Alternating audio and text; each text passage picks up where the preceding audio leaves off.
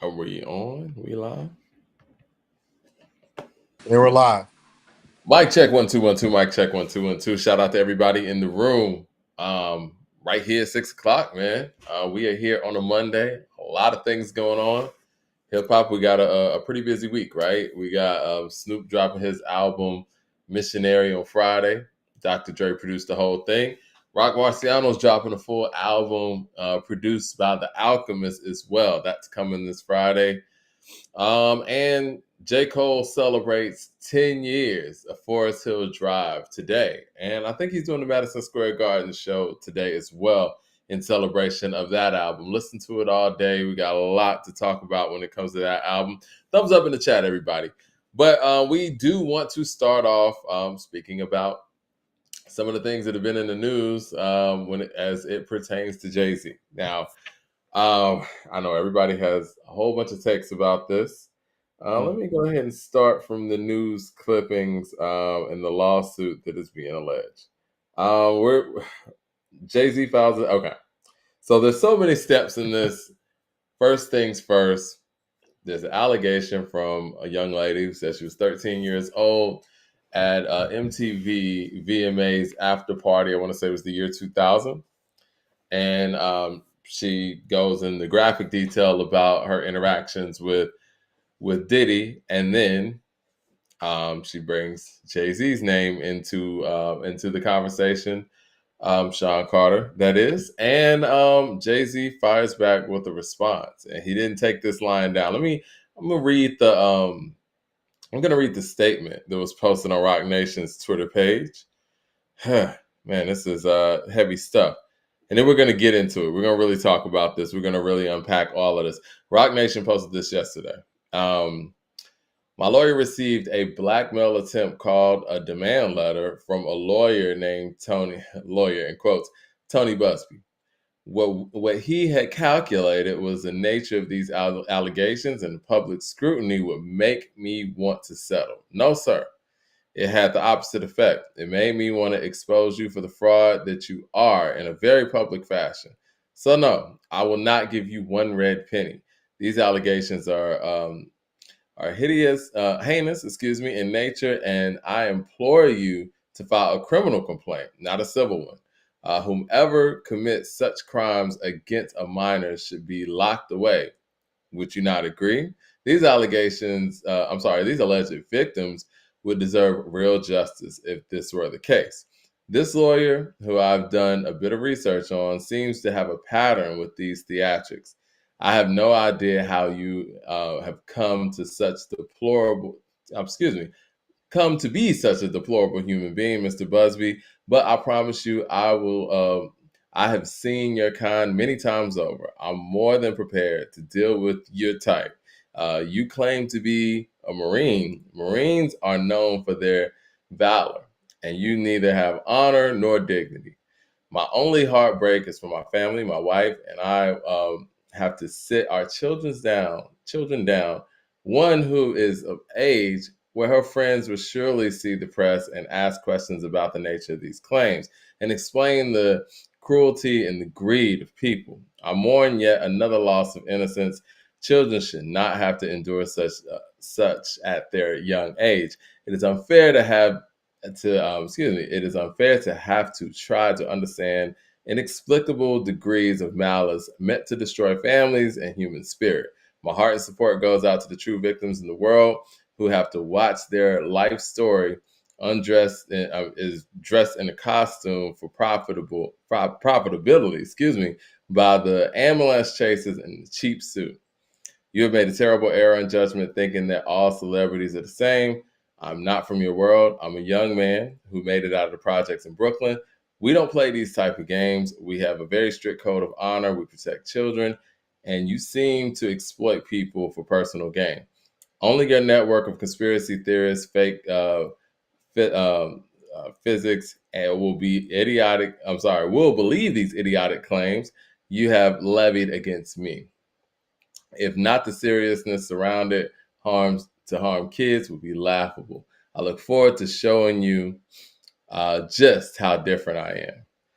We got a super chat. Jay Shorts in the building already said nothing to talk about, Mike, with Forest Hill Drive. It is a 4 mic album that whiny millennials try to force to be a classic. You can cover it quickly and move on because there's nothing on it innovative. I want to talk about that too because I mean, Forest Hill Drive is Forest Hill Drive. We got Servon, you in the building? Yes, sir. Yes, sir. All right, man. What do you think about these things that are being alleged? What do you think about JC's response?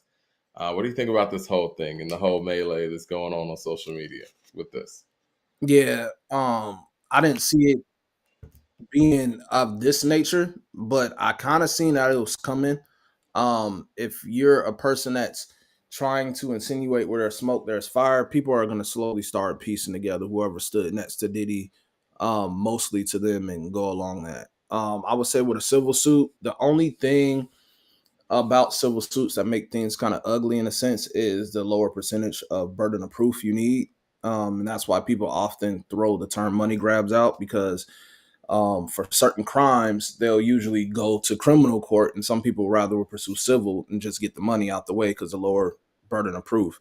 With this case, I don't know how it works because I think under the New York Act, it has to do with them being able to bring it back regarding civil. So I don't know how this truly works with the New York law, but to me, in my opinion, I don't believe it.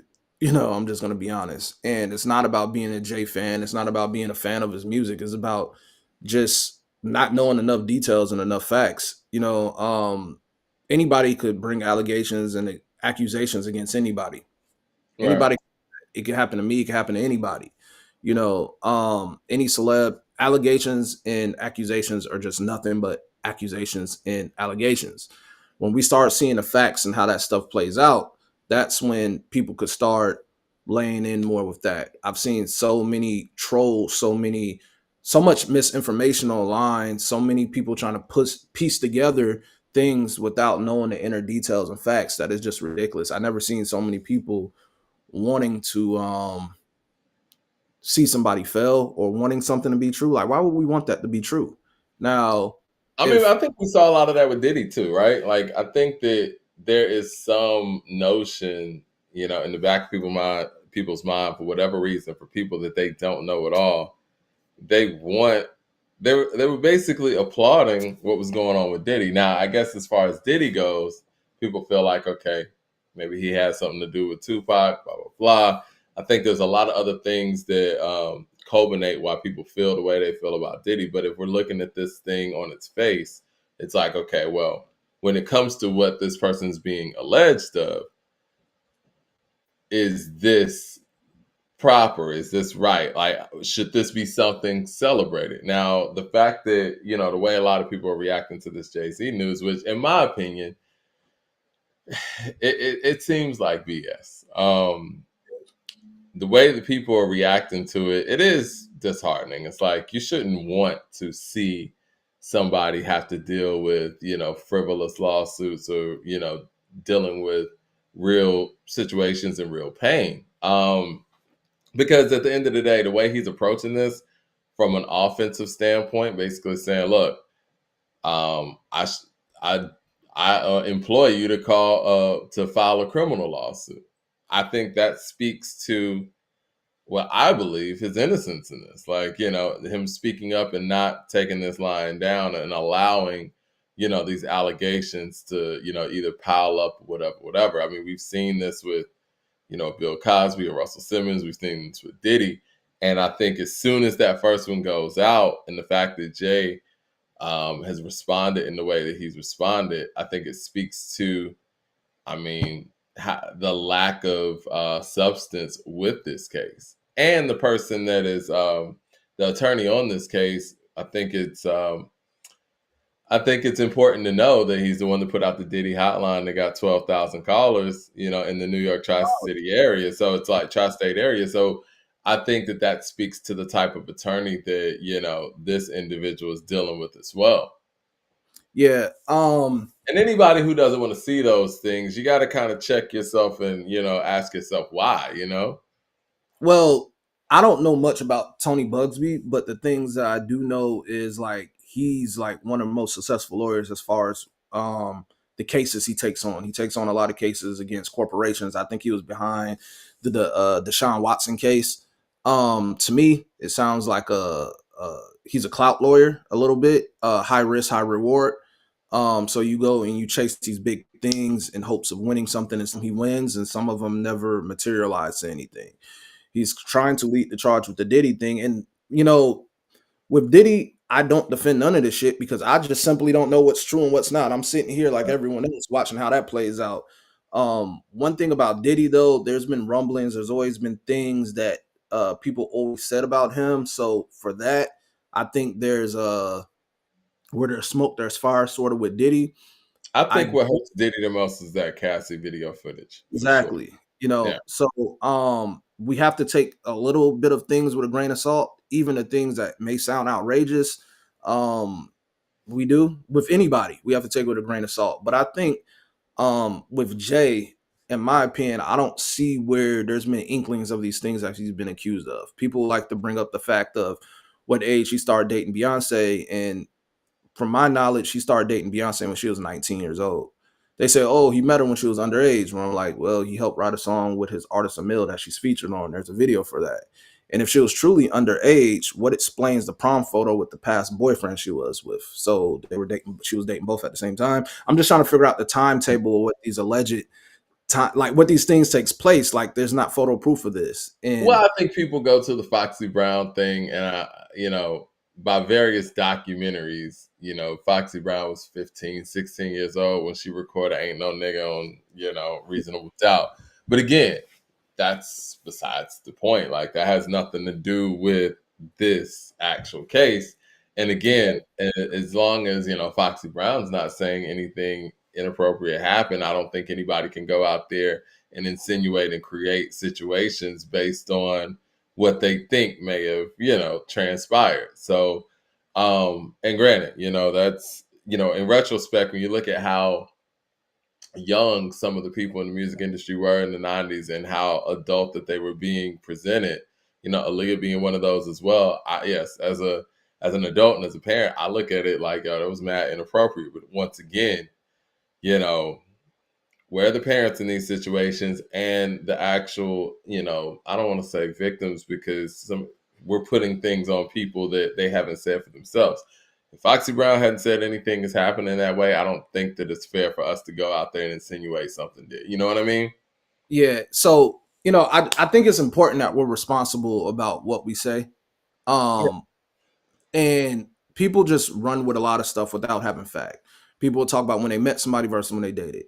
If we want to talk about the semantics of age gap, me myself, I'm not into younger women. I've always talked to women that are older, but we can't go and police who's dating who if it's allegedly legal. You know what I'm saying? Like we say, oh, he met B when she was younger. Well, he helped write a song with the mill that was on. You guys have to look at mitigating factors here. You know what I'm saying? Like 19 is not a minor. There's a big difference between 13 and a minor. Now we can have a conversation about age gaps with dating and what's preferable and whatnot. That's another conversation. But we're talking about something he's being accused of against a minor. If you want to go down a rabbit hole with the Beyonce and stuff of that, there's nothing that ever pointed that they were dating while she was underage. If people want to bring about Foxy, there's nothing about them dating when she was underage. We have to look at it. You think Clark Kent would give his cousin to Jay-Z for this to happen? Because people have to remember Clark Kent was Foxy's cousin. You know what I'm saying? Well, if we're being honest too, and we're keeping this somewhat balanced, right? Memphis Bleak was like 15, 16 running around with them too. So, it wasn't just, younger, female rappers. Yeah, young male rappers around too, So, Yeah. I mean, if we're going to be balanced about the situation, but I Yeah. think that Young guns I was think young what when they were young too. people I to mean, be to play devil's advocate here, I think what gives people that level of substance or just that level of critique, if you will, is the nature of the music that they were making together. And I could say that, yeah, maybe that was inappropriate. You know what I mean? And those yeah, are things that, in retrospect, I guess you look at and be like, okay, well, yeah, it's too young to be rapping about that, and rapping about that with a man that's like, 12, 13 years your senior at the time too, or whatever it is. Yeah, but we're talking about music versus when people are starting to put things such as sets involved in dating allegations. Like Perception I said, becomes reality though. Like, you know what I'm saying? It's like that's what they're selling us on. You know what I mean? Like Biggie and Kim kind of sold us on records where they were together that they was yeah, rocking with each other like that. And so, you know, I think that I mean, I think that they would rethink that now, but they knew sex sold and they knew that, you know, to put on that play it was gonna work. But now looking back on it, it looks mad weird. You know what I mean? back on a lot of stuff from back then. We're gonna look Yeah. at it as weird in our time. So, like I said, we could argue age gaps when dating or whatever if that's the hill people want to die on. Would I want my daughter dating somebody that's that age at a young age of 18, 19? No. Do I ever date women I was ever that young with me being 34 and even when I was 30? No. But if that's somebody else's preference, like people act like she didn't have two active parents in the household. One of them that was somebody that would manage her. You think her dad was going to allow certain things to go on? We have to take these into consideration. Just like I said with Foxy, you think that Clark Kent was going to walk his cousin in here thinking that Jay was a predator? No. And I think that people like to move the goalposts for people who they like because they like to say, "Oh, Aaliyah and all that." Well, guess what? Aaliyah was engaged to Dame before she passed. She was 22. That means they actually met in 2000 and started dating in 2000 when she was 21, right? So if you want to talk about age gaps and stuff, and Jay Z's a monster, why is nobody saying and batting an eye at Dame? There was an age gap there as well. You know what I'm saying? If we start getting into that, it sounds silly, bro. Like I said, we have to let the facts play out the way they play out because arguing with conspiracy theorists and people that just want this to be true, that because they don't like Jay, I mean, we're gonna be blue into the face. Like, one thing I don't do is talk about things considering this without facts, bro. Like we could argue stuff around it. We may think true is not true or opinions or whatever. But when it comes to stuff like this, we can't play about and we have to let the facts play out or go to the facts. You know, I see where people have their judgments based on, oh, where there's smoke, there's fire because she was underage. Why would a guy want to date somebody young? Well, ask some of your grandparents. There was age gaps that going on around there. Nobody, different age times for that type of stuff too. Like I said, man, like we can get into the details of age gaps when dating and stuff of that nature or whatever, but that's that's a different conversation. But when we're starting to talk about people doing things with minors and molestation and rape allegations, bro, we have to stop. We have to stop and But just that's a stick. whole other thing. And again, and like I said, I'm glad that that Jay is taking the approach that he's taking. Being very public about vehemently denying this and challenging the accusers to a reveal themselves and Mhm. b file a criminal lawsuit as Yeah, opposed to just a civil lawsuit. And I think that if those two things can definitely be achieved, then I think that we can. This could possibly, I don't want to say possibly get somewhere, but he's putting the onus on the accuser to prove that this really happened. And I think that if you're going to make accusations like that, I think that's fair. On the other proof. end, where it's like, look, if you say I did It. something, then let's go ahead and prove it. And, Yeah, and I think that's just the way that it needs to go. And I think that should be the challenge on every end, especially for somebody who's innocent. Um, yeah. Now, do you think that there is a notion out there that Jay is reacting in a way of, um, you know, scrambling, if you will, or do you think No. there's any possibility that there could be some validity to any of these allegations?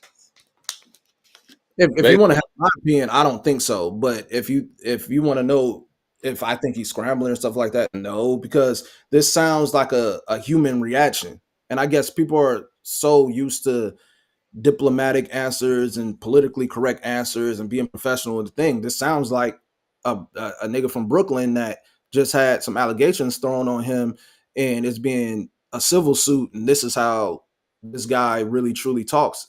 And it's not dressed up in any manner. And he's not playing it. You know what I'm saying? And he's not only doing that, but he's challenging you. If this is what you say it is, pursue it criminally. Show the proof. Where's the facts? I can't be mad at that. Because if these were stamped on you when somebody's bringing a civil case towards you, you're going to react in a way of defending yourself too. We can't police how somebody reacts to something, form opinions about that. And what I would like to say, and this goes back because I was having this conversation with my friend earlier, and we were talking about the difference of the allegations being slapped on Jay in the civil suit versus the not like us with the line that Kendrick had towards Drake. And I said, why we can't compare these two is because in a record of beef, and someone says that, you still can even go down the line of checking what's fact and whatnot. If somebody called him a pedophile, you could be able to check that. It's public record. You know what I'm saying? Yeah, that's something that none of us want thrown on us. But in a mud slinging contest, you sling mud and somebody sling muds harder.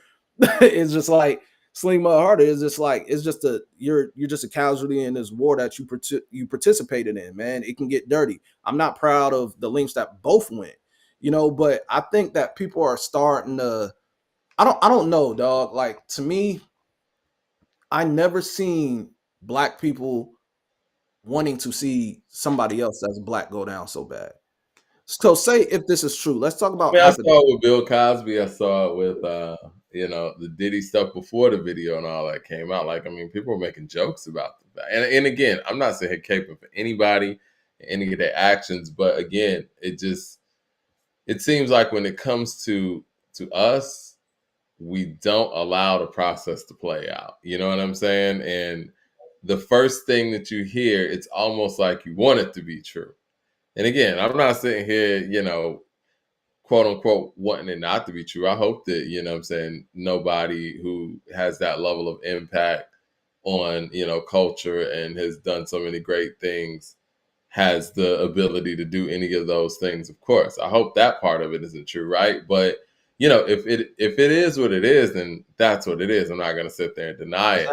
But at the same time, as soon as you hear a headline, as soon as you hear an allegation, if you're sitting here like, oh, they got him and this and that, or such and such is next, you got to check yourself and be like, yo, why am I like this?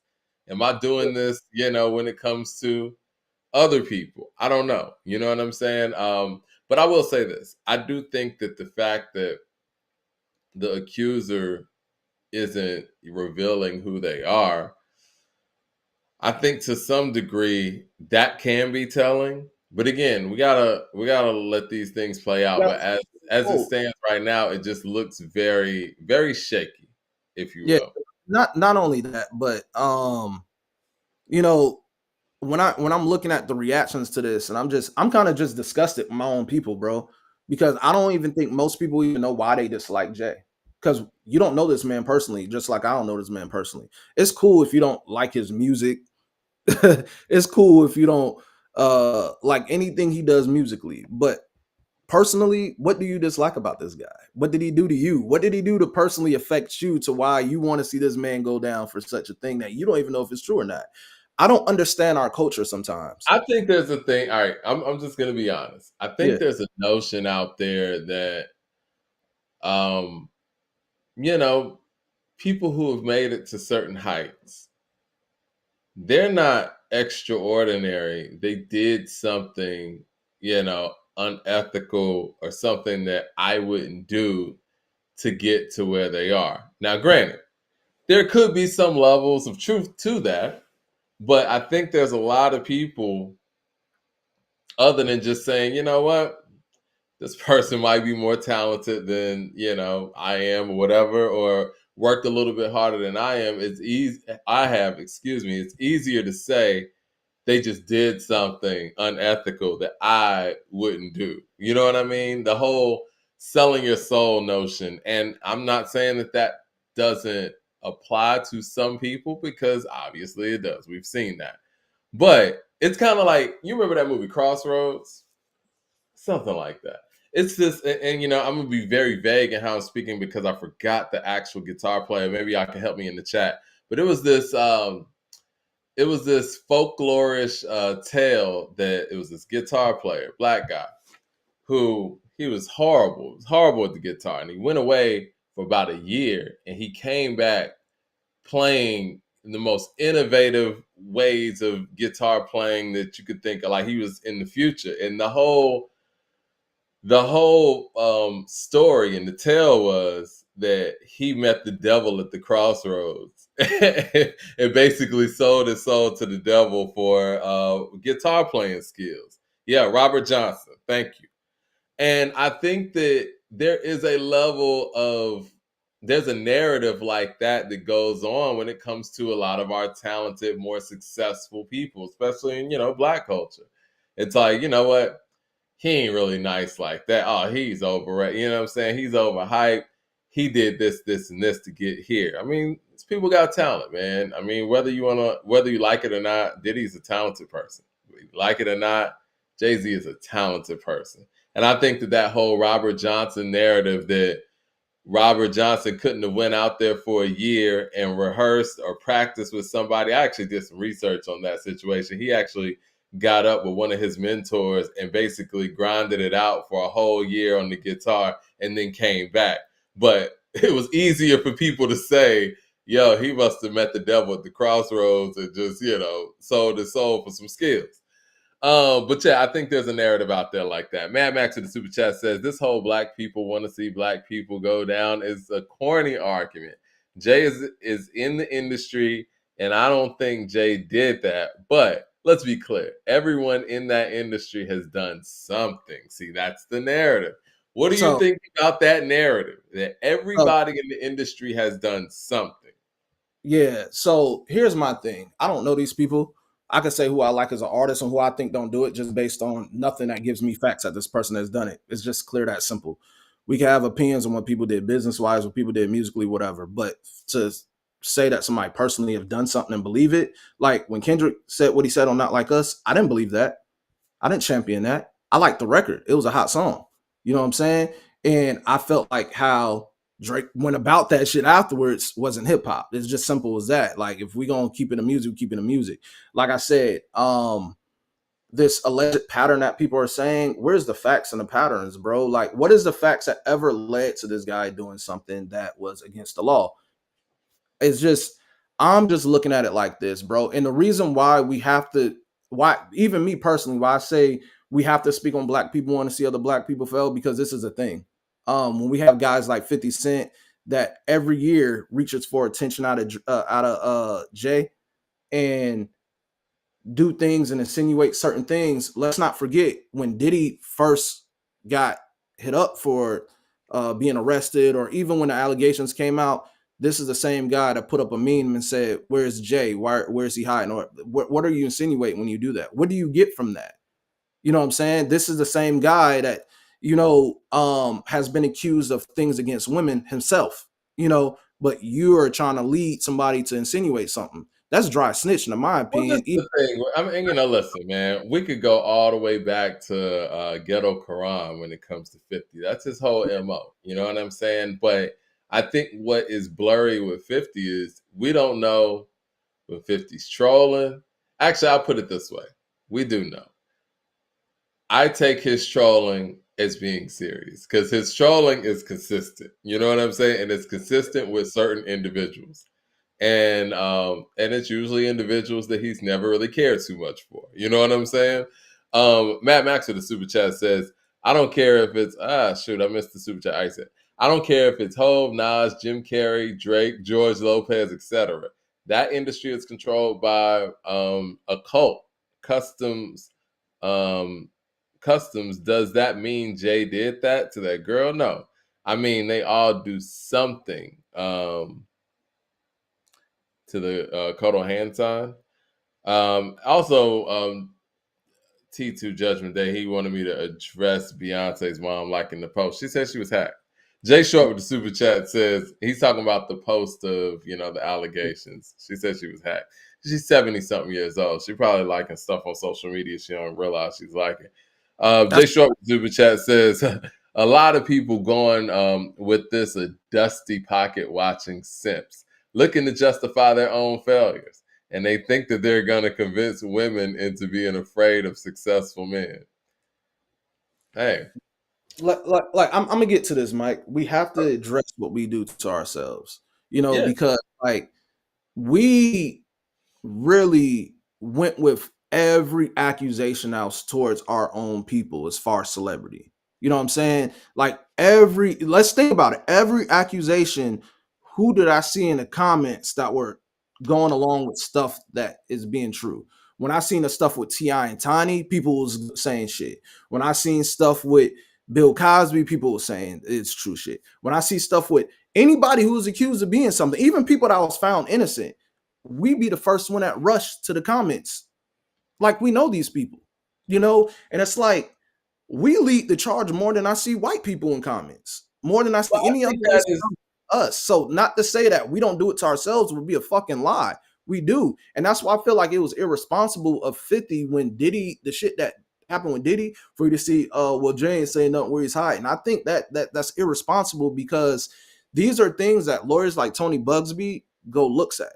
And I you mean, 50 got on stage, and I was blown away when he did this. When he got on stage and basically said that, Diddy set up Tupac or something like that. I'm like, whoa. Like, you know what I'm saying? Like, you got to let those things play out in court, man. Whether you believe that or not, you know what I'm saying? Like, yeah, that's somebody's livelihood, that's somebody's life, that's somebody's loved one. I'm not talking about Diddy, I'm talking about Pac, all of that. You know what I'm saying? Can't just go out there and say those things, man. Like, I exactly. mean, Yeah. I feel that way. You know what I mean? And I think that's irresponsible for, as they say, somebody with a platform like that. There's so many things you could really speak on, but it feels like when it comes to these things, you're first at the gate on it. And I get it, man. The Cold War between Jay-Z and 50 Cent has been ongoing for nearly 25 years now. And it's been very entertaining.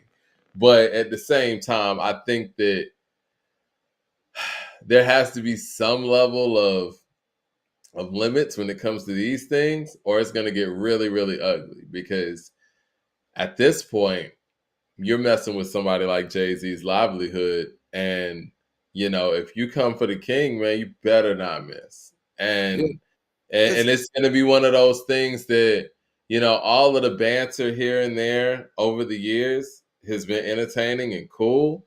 But some of this stuff you can't come back from. And, Diddy is, it's not looking good for Diddy right now. But I don't think it would be smart for people at this point to try to handle Jay in that same way. Because I don't think that's going to be the reality for him. I'll yeah. just put it that way. Like I said, if like I'll say this for anybody, because if you notice a pattern, even with me being on the show, you've never seen me ever say anything that was other than fact according to Diddy stuff. If I'll give an Yeah, update on Diddy, it'll be regarding of what the news is going and development. I never give an opinion factual about that information. shit. When it comes to this J shit, it will be the same. Now, if you want to ask me if I think somebody is guilty or innocent, I have my right to say where there's at without people wanting to criticize. Oh, he's a Jay apologist. Oh, he's a Jay fan. No, nigga, I'm looking at that's what, and I say this all the time. I love my black people, but I hate niggas. I say that all the time. So when I'm looking at this for what it is, it's nothing more than allegations and accusations. There's nothing more we have to go on.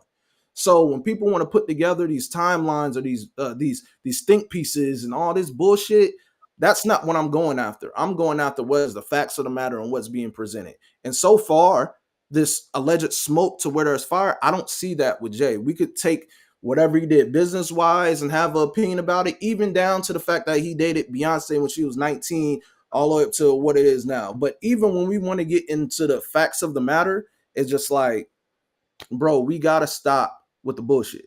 You know what I'm saying? I wouldn't even Somebody let said Jay has never been king. Come on, man. Like, listen, man. To yeah, say things it's like like that, I can't. that's just, again, I how do I say this? Jay's top three for me, but we got to be objective here.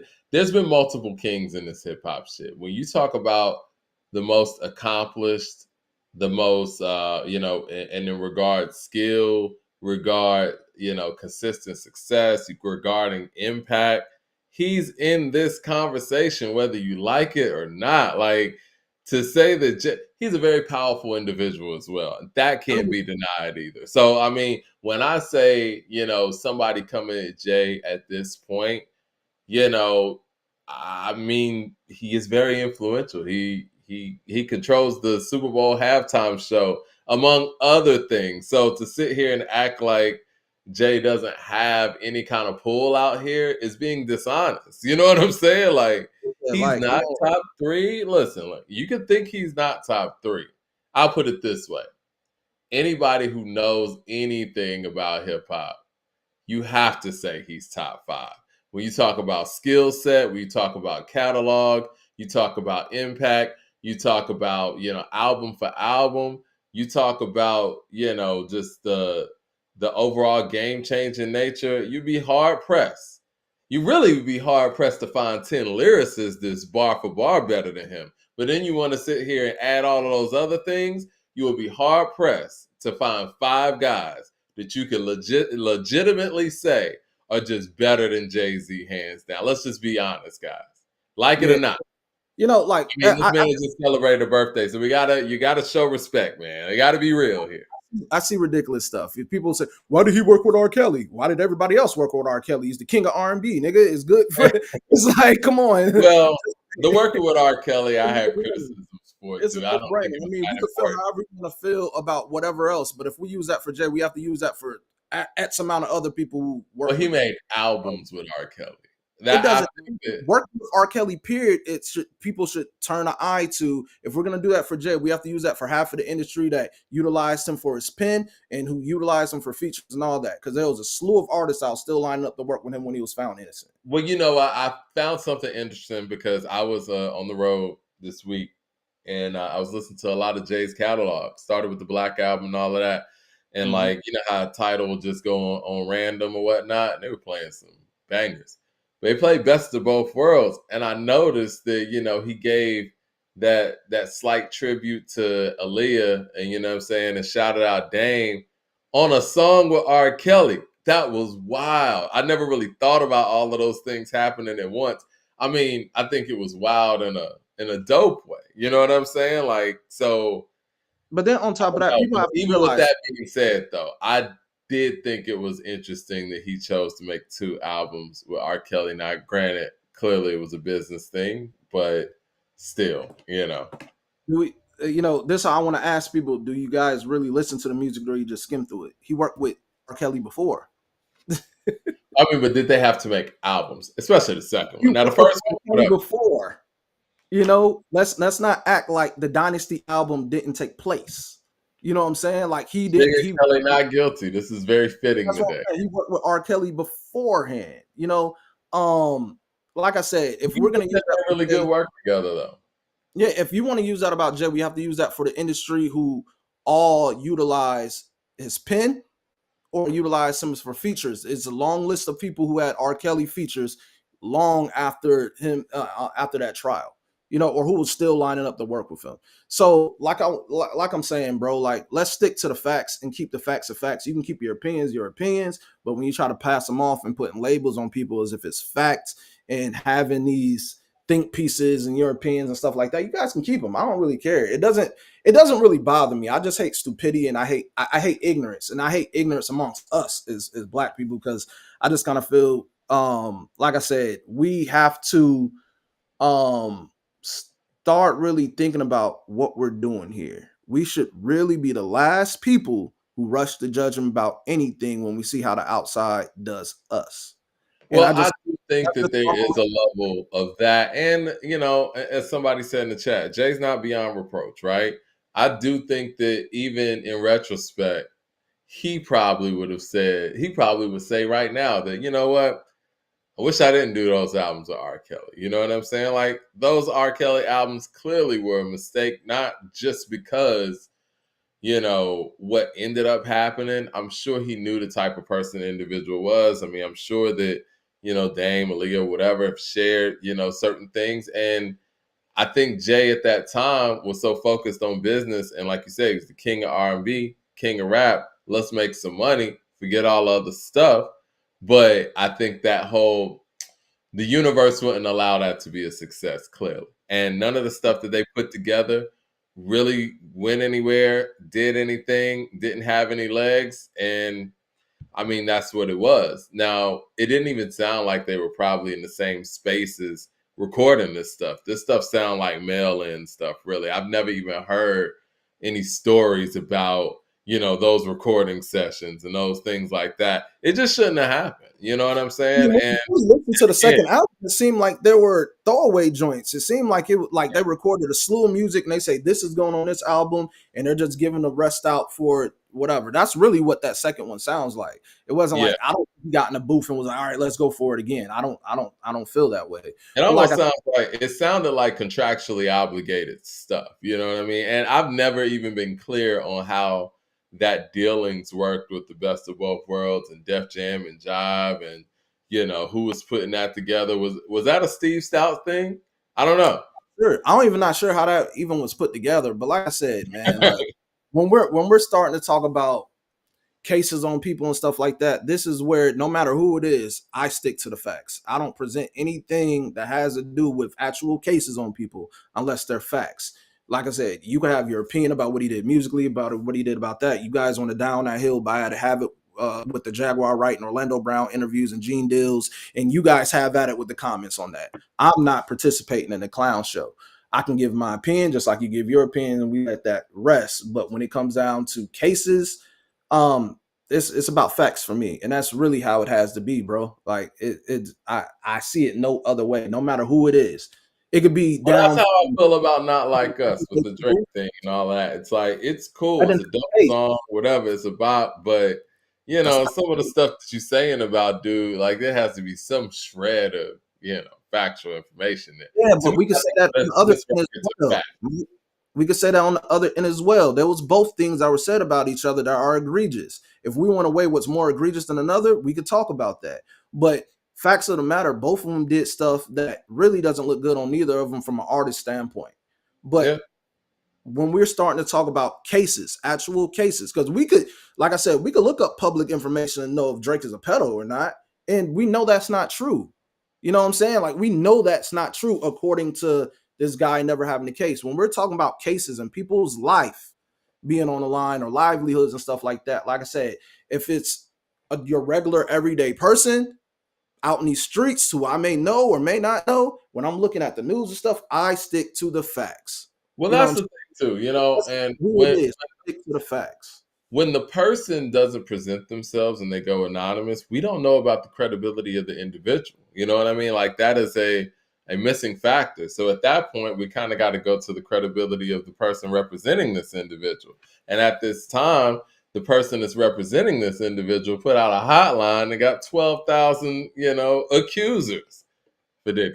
Mad Max to the super chat says, and they are still more talented than Jay. Is Jay because he is a musical genius, but the industry is a cult. All them hand signs and certain images prove that, but Hove has to be a genius for his music to last. I listened to the Evils, and I think that that's an elite MC on that song. Um, you know, I don't know where you guys put Jay from a skill set standpoint, but when you listen to records like The Evils, Can I Live, Their Presidents, Heart of the City, this is an elite MC here. I mean, this is top notch stuff. Jermaine Johnson with the super chat says America just voted for a politician that was found civilly liable of rape in 2023, and now pretending to care about women and our victims. Get the f out of here. Hey, picking and choosing. That's what we Yeah. do. You know, Um, yeah, man, like, all right, Tony Bugsby, this is the case you want. You have a history of winning stuff. Let's see you win this.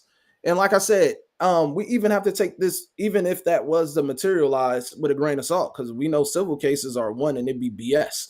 Like I said, the burden of proof and stuff like that. This is a play for, you know what?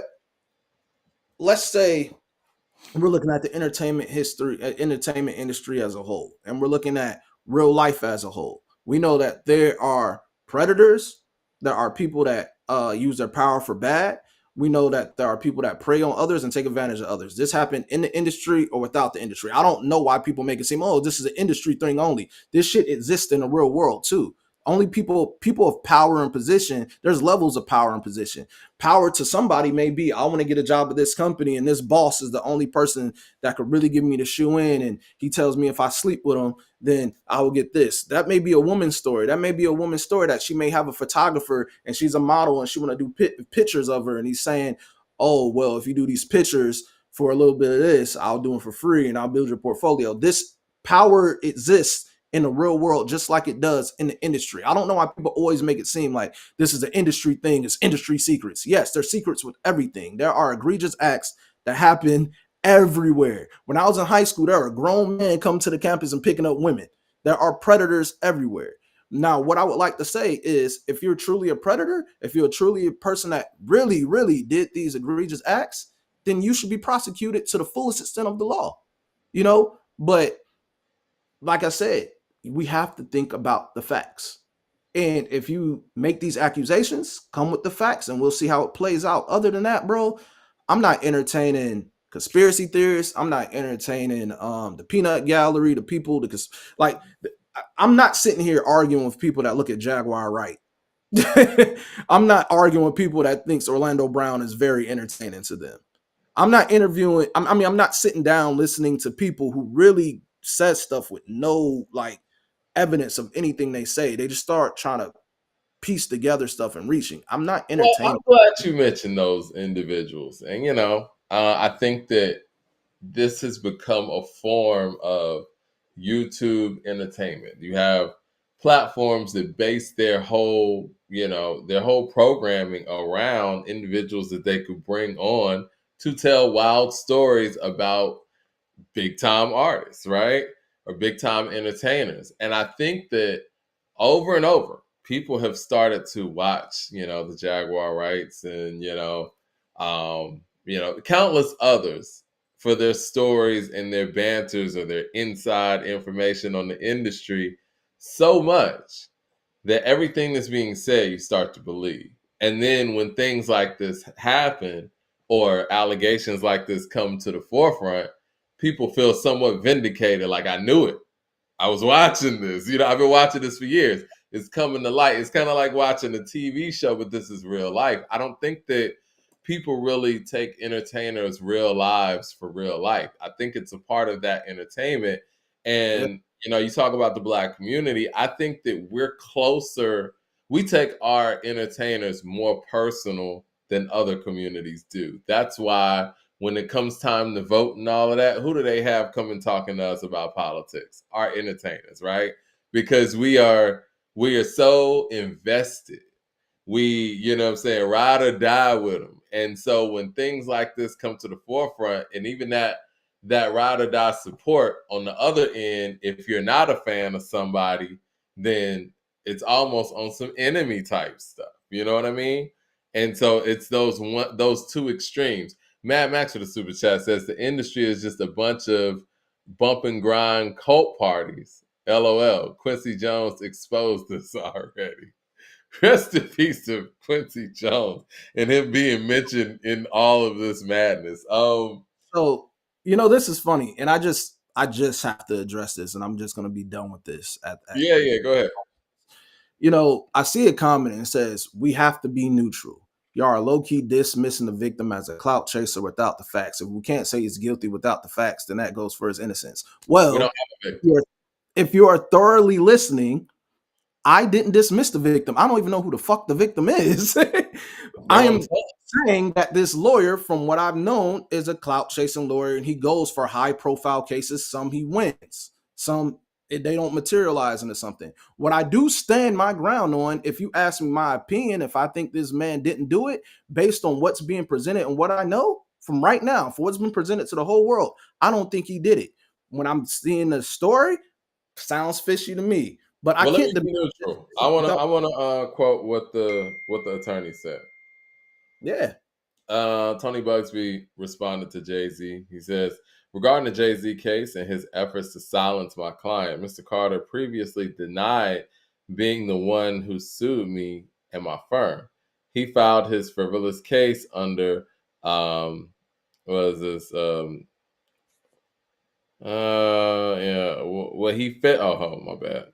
Screen went out. He says what he failed to say is that in his recent statement is that his firm sent his lawyer a demand letter and on his behalf, alleging alleged victim, and that victim never demanded a penny from him. Instead, she only sought out confidential mediation.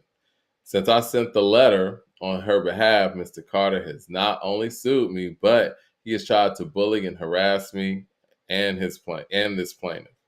His conduct has had the opposite effect. She is emboldened. I'm very proud of her resolve.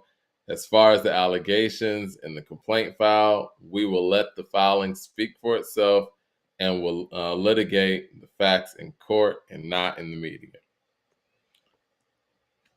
So looks like he's ready to go. Yeah, like this. I don't know, man. It's just when I'm looking at this, we have to go based off the facts, and it'll be irresponsible for us not. So if you want to give me my opinion, if I think somebody is guilty or innocent, and I say my reason why I feel somebody's innocent is basically because there's no facts or anything that has been presented that may prove this to be factual, I think that's pretty objective. You know what I'm saying? Even outside of being a fan, no matter who it is, if I'm getting something, and what we have right now is all we have, and nobody has a history of anything, Yeah. any cases against minors or anything. All I You could got do to is give go the benefit of the doubt at this point until proven otherwise. for anybody. You could put Yeah, anybody in this position that doesn't have the history of that type of thing or whatever. Come on, bro. You got to come with the facts, man. And this is just Esquire. Shout out to Esquire in the building. He says mediation is a private settlement conference that does not become part of the public record. So yeah, but that was deceptive language for him to say seeking mediation, but not seeking a penny. Those two things don't really go together. What they have done here is they've given Jay material musically, and I think that when it comes to Jay ever coming out with an album again, I was always like, what's the direction? How is he gonna come out with an album? What would his new album be about? What would it sound like? He has stuff to rap about now.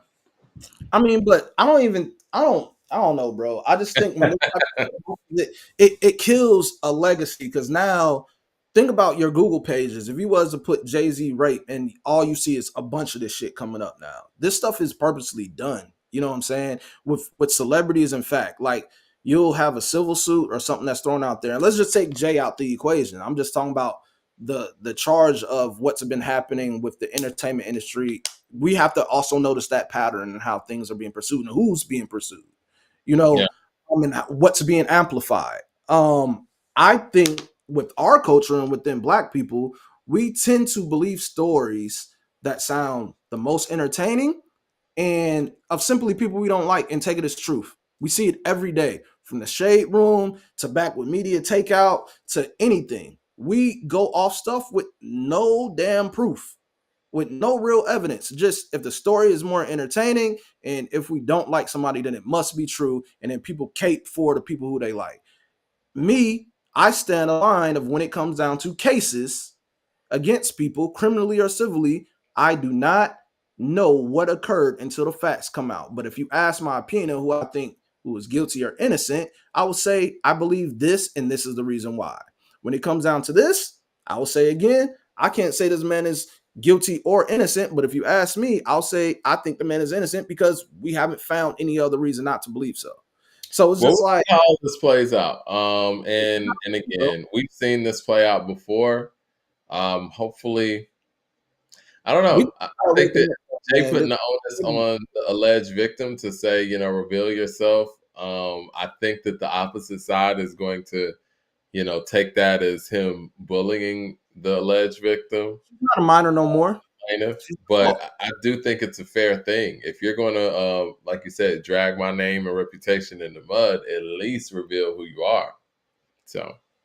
Yeah, we really have to get better as a people, man. Like we really do. I have such a love and hate relationship with social media and just media, period. And it's just like we've gotten to a place that is really, really bad as far as how we perceive um just things that are right and wrong. And I feel like we're so hypocritical as people. We, in the same way we want people to fight for us when injustices are done towards us, we want that same notion when there's something against us as well, because we know there's innocent people that had been found guilty of things or been killed for way less. And so as us as a culture, we have to really do better. It's irresponsible of us. And I think that you know, I've never seen any other race of people really want somebody to reach a downfall and believe things, when these same things and these same tactics is being used against us to take us down from every level you could think of. Man, this is Well, there this really aren't any Jay-Z's in any other culture. Like there aren't any Michael Jacksons in any other culture like that. yeah, I mean, but they may not we're be in the the form of a biggest and rapper. brightest. They may not be in the form of a rapper. That's my thing, Mike. Yeah, You know what I'm saying? Like, there's other people that's been in places of power that has cases that have been thrown under the rug, that's never talked about, that's still yeah, acting, working and doing things like nothing has ever happened. And those are not amplified the way that they do our black celebrities. They're just not. Like, yeah. we Because had, people and are on here's, code to here's bury what this stuff. I'm saying, bro, because we only see our celebs and our people amplified in the way that they do. You don't see this. We have, there's another major case with somebody who's not black, of something that actually has factual proof criminally, and that's not being amplified across the TV screen. Like, it's not being amplified towards the internet. The stuff that I see with our people versus other people that do egregious things that have been, in fact, found guilty or actually have evidence of them being guilty, it's crazy how it's portrayed through the media, man. Like, we really have to start being responsible of how we do this, man. Like, As I'm Public just, Enemy told us 30 years ago, don't believe the hype. The media says this.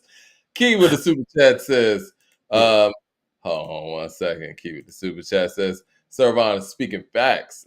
We live in a society where people are deemed guilty by a court of public opinion. It's not smart, it's lazy, and it's dangerous. It is. That's why in America, you're innocent to proven guilty, and that's just what it is. And the court of public opinion has trained people's mind to think something different. And if you go out there and say those things that innocence are proven guilty, then you're like, oh, well, you caping for this person and this, and like, nah, I don't know. Like, there is a process for a reason. Yeah, man. I'm not. You Yeah, have to bring the facts when it comes to me when we're talking about court stuff. Like, that's yeah, even, it's similar to somebody calling somebody a snitch on the street. You better show that paperwork. yeah. Facts behind that. So I'm Can't just, just say stuff, man. And again, that's my problem with Not Like Us. Can't yeah, just say when stuff. we But believe, I'm when, consistent in that. no, but I'm telling you, when we're talking court cases, you have Yeah. to have facts, bro.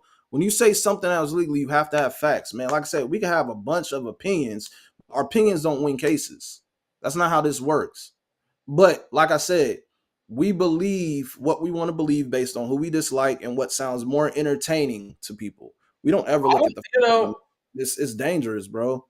to somebody's comment in here, even with the Diddy stuff, man, like I said, the only thing I've been vocal about here is what I saw in that Cassie video.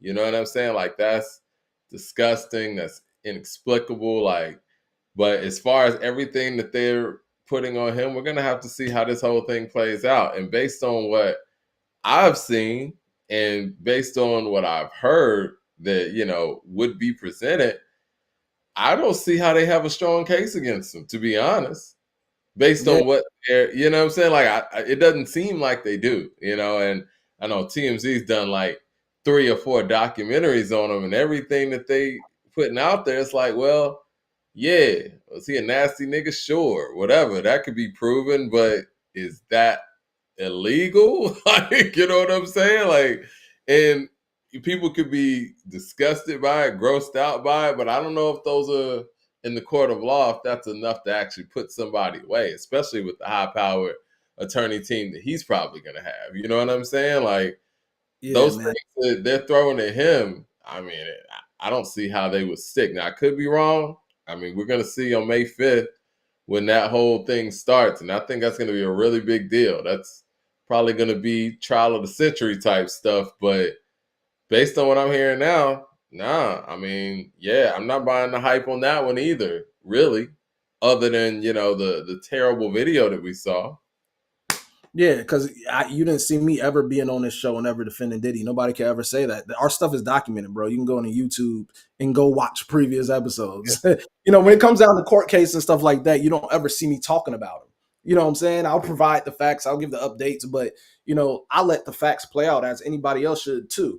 But if you want to be like an idiot or a jackass, I mean, that's something that you do in your own time. I'm not about to go and play in the clown show, man. Well, Jack Lane, I want to address this, and we can move on in a second. Jack Lane has been listening to the show for a long time. He says Jay had a relationship with R. Kelly in the midst of his prime pedophile days. I mean, they made albums together, and I think that it was a misstep that Jay made albums with R. Kelly. I don't think he should have. I'm sure he would say the same thing now. I don't know, but based on how they came out, based on how the material came out, I mean, it wasn't a success. It was a big flop both times. But relationship wise, I don't know how much of a quote unquote relationship they had per se. Like I said, it doesn't even really sound like they recorded this stuff together. Sounds like, sent in material. I could be wrong, but if I guess, man, when you're talking about music and making music, one would assume if you're in a group with somebody or making a group project with somebody, you're into the stuff that they're into. And I think that is the dangerous grounds that, Jay was willing to delve into, but didn't think that it was ever going to blow back on him. And I think that was a misstep. I don't think that Jay and R. Kelly was out here hanging out doing the same shit. I really don't. Because I think that in all those R. Kelly documentaries that we watched, if it was like that, that would have been a part of it for sure. I think with how bad people have tried to go at Jay in the past years, I feel like there would have been the story of this, not your crazy Jaguar Wright that says wild stuff all the time. This is the same lady that said Chloe Bailey stole her style. Like this is same. She says ridiculous shit all the time. And like I said, we can't ignore the fact that there is some sick stuff that goes on in the industry. There's some sick stuff that goes on in real life outside of the industry. And so we can't ignore that. There are real victims out here. There are real predators out here as well. But man, I can't go based off conspiracy theories and just because you don't dislike a guy. I don't have to defend a guy by saying I'm sticking to the facts. You know what I'm saying? Yeah. But based on what I see and what I read so far, it's not enough to say that this guy is innocent either. So, like, I just need people to just be smart, man. I mean, the That elephant in the room here, and I'm gonna say this, and we can move on. I think anybody would understand that there's a possibility to shake down a billionaire for a couple of dollars. You know what I'm saying? And I think that this case right here reeks of that.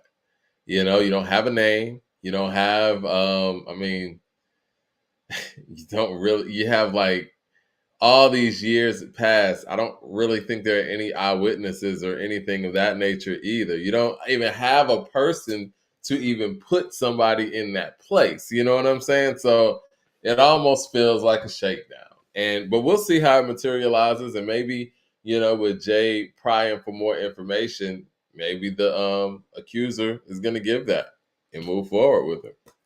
yeah, man. But today, J.Cole's Forest Hill Drive celebrates 10 years, man. And I put the album on the day, and I was like, man, I can't believe it's been 10 years since this album dropped, man. I will say this. In my personal opinion, I don't know how you feel about this. We hadn't even talked about this offline. I think this is J. Cole's best work. And, when I went back and listened to it again today, it was very clear to me that it was his best work, best production job. I feel like until further notice, I feel like this album was the best he could do. And to Jay Short's point, when I'm listening to the album and I'm like, it's the best he can do, I still think it's a 4.5 mic album. Um,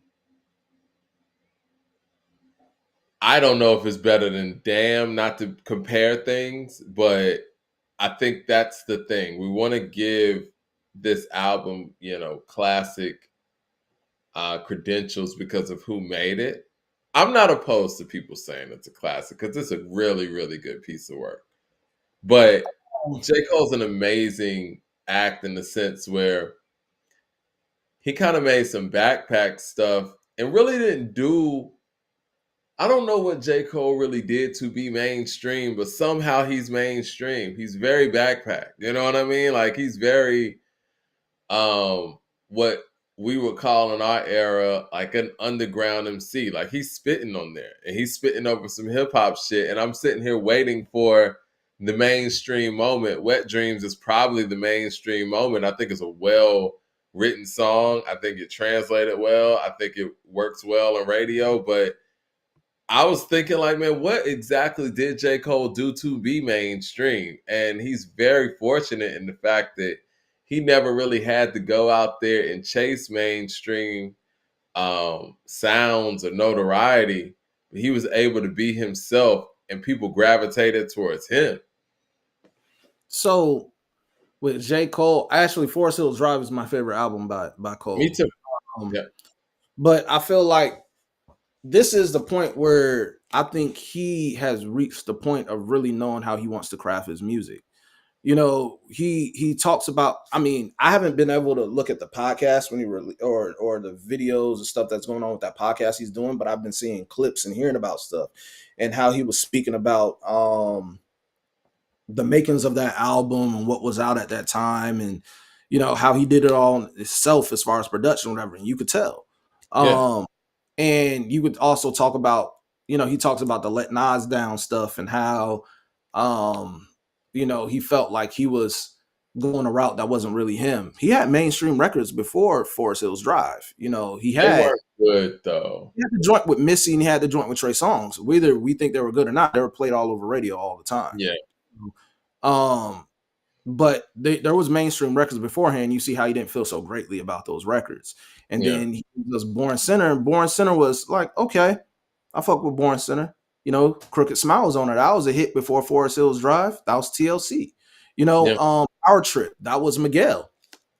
You know what I'm saying? Power Trip. I think Power Trip is probably his best radio song if we're not talking about Wet Dreams or whatever. But again, these are collaborations. You just said it. Missy, TLC, Miguel, Trey Songz. It's like, what's the hit that is him? Well, he has joints on Forest Hills Drive. Wet Dreams, like it or not, I think that's a very fitting single. Apparently, a radio, it was radio record. You know what I'm saying? No Role Models. No Role Models is Diamond, right?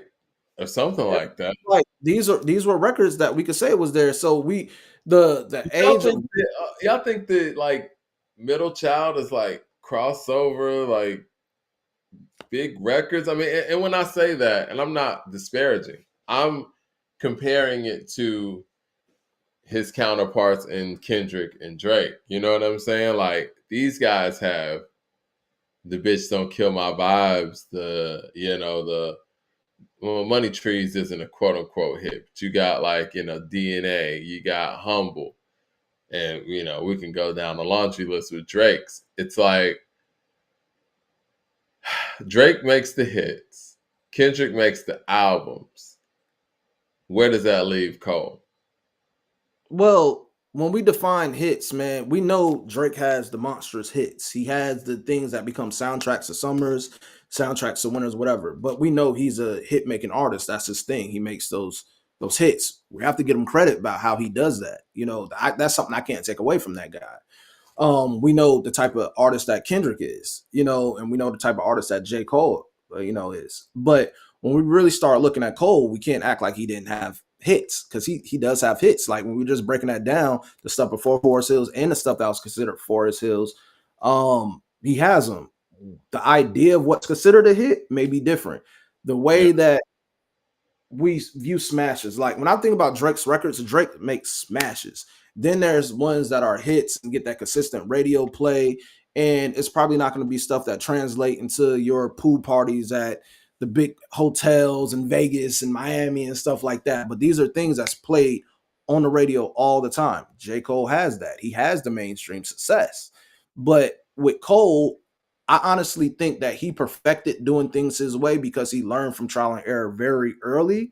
And I think his music got better with time. It really did. Overall time, we could see that it's getting better. You know, even Mike Delete later, we could say what he say involving the Kendrick and all that stuff, but Mike Delete later is honestly a solid project.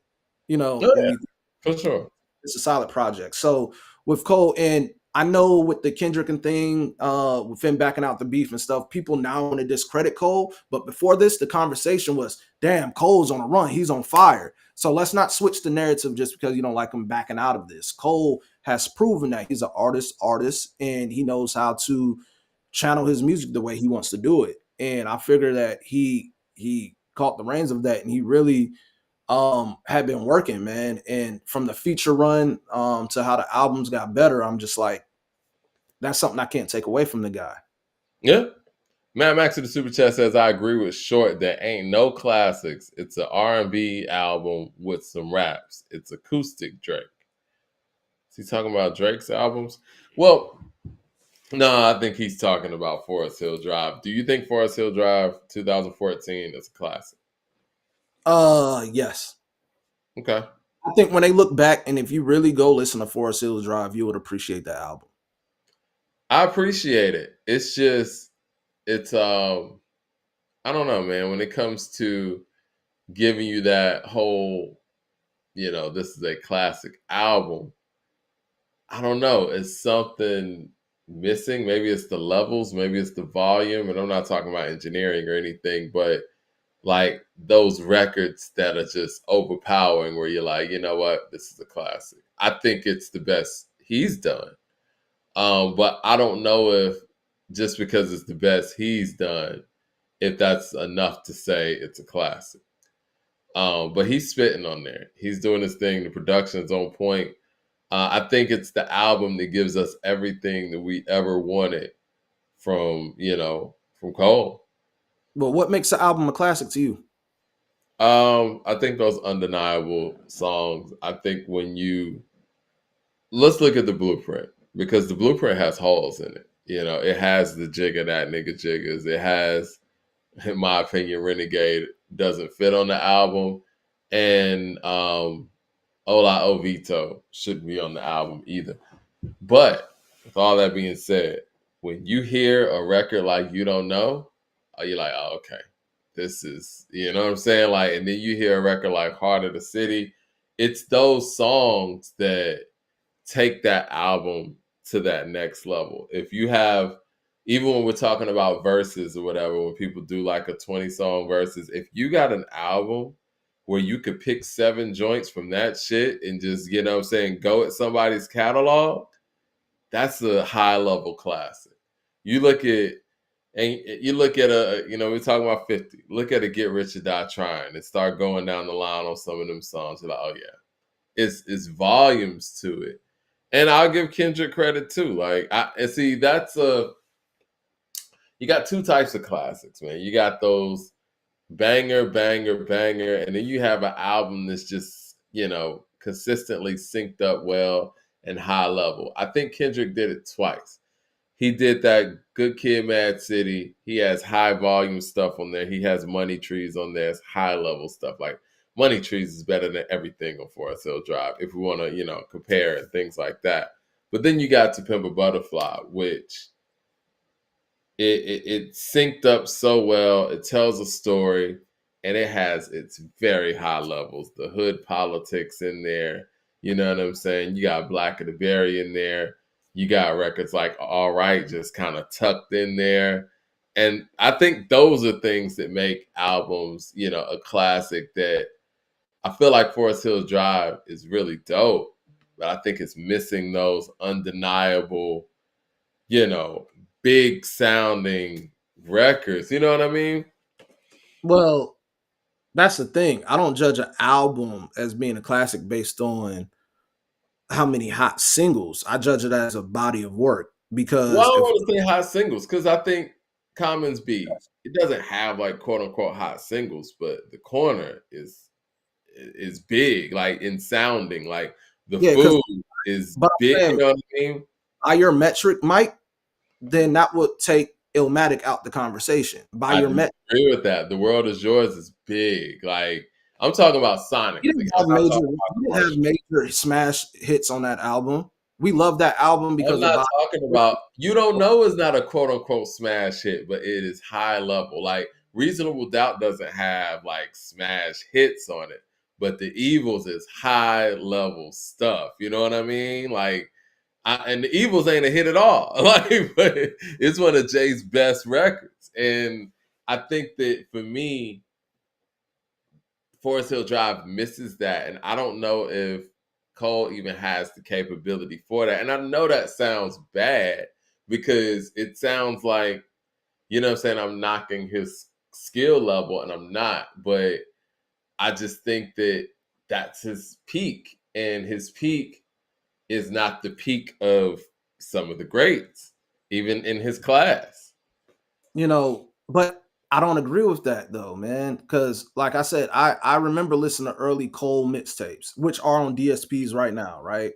Yep. And I'm not a fan of the first album too much because I just don't know if that was a joint effort of them getting behind, of people getting behind this as a new debut artist album. And you could tell it was done majority by him and stuff like that. I feel like Born Center, he's spitting at high level, he knows what it is, and then like you start to see it grow within his albums. And Forest Hills Drive was one of those albums that is just like I like it. You know what I'm saying? Even before he dropped the album, when he dropped the when the videos he was dropping, I'm listening to what was the False Prophets record. You know what I'm saying? I'm listening to that, and then I'm looking at Firing Squad, and I'm thinking about these are joints like he was spitting at a high level, man. Like we can't take that away from him. And I Right. think that he's a guy that if we are starting to talk about who could exist in the 90s and we're talking about the big three, we could put Cole within there and existing in that time frame just because his pen and how he's able to fit concepts on the records and how he crafts stuff within his album as far as themes. You Yes know, and no. I feel like I think Cole could exist in the '90s, but I feel like if Cole existed in the '90s, he would be somewhat like what Common was in the '90s. And not to say Common wasn't a factor in the '90s because he was. He had his fan base and all of that, but he wasn't DMX. You know what I'm saying? And I think a lot that of people wasn't no, DMX. but I'm just saying, like in this time period, he is though. You know what I'm saying? Like Cole wasn't like in the '90s. Cole wouldn't be going toe to toe with Method Man. Like I just don't feel like that. I think that there were levels to that part of it, and I think that, and not to say that being Common in the '90s is a knock. It's just it was Common wasn't making his Is dark and was hot like. this what the thing is going to be? Is it going to be that Cole doesn't have enough controversy, he's not visible enough, and he doesn't have a smash hit? To what we view, I think he doesn't have that edge, and I think that that's why this battle was a little disappointing, or perceived battle was disappointing because this was his opportunity to get a bit of an edge, and it didn't happen. what edge though? What is its edge? Um, it's an edge that people like Nas, Jay, all the greats have that edge. He compares most Hey, to your guy Jay. I mean, he compares most to your guy Nas. he's not Nas. He, He's not if we talk Nas. about modern, we could say that, but if we compare He's modern not. day of what he's composed of as far as his approach to music, it is comparison to Nas. I think his personality, I want to say personality, I think his approach for some could be more Nas-esque as far as like, being a writer first and, taking the bars and all that serious. But when I think of Nas with an edge, I think of Nas on Live Nigga Rap. I think of Nas on Silent Murder. I think of Nas on like on the whole Lost Tapes, or even on What Goes Around Comes Around from Stillmatic. Shit, Ether. Like Cole ain't got no ether in him. I mean, you just don't. But like, And that can be applied to a Drake. He doesn't have an ether in him. That can well, be know.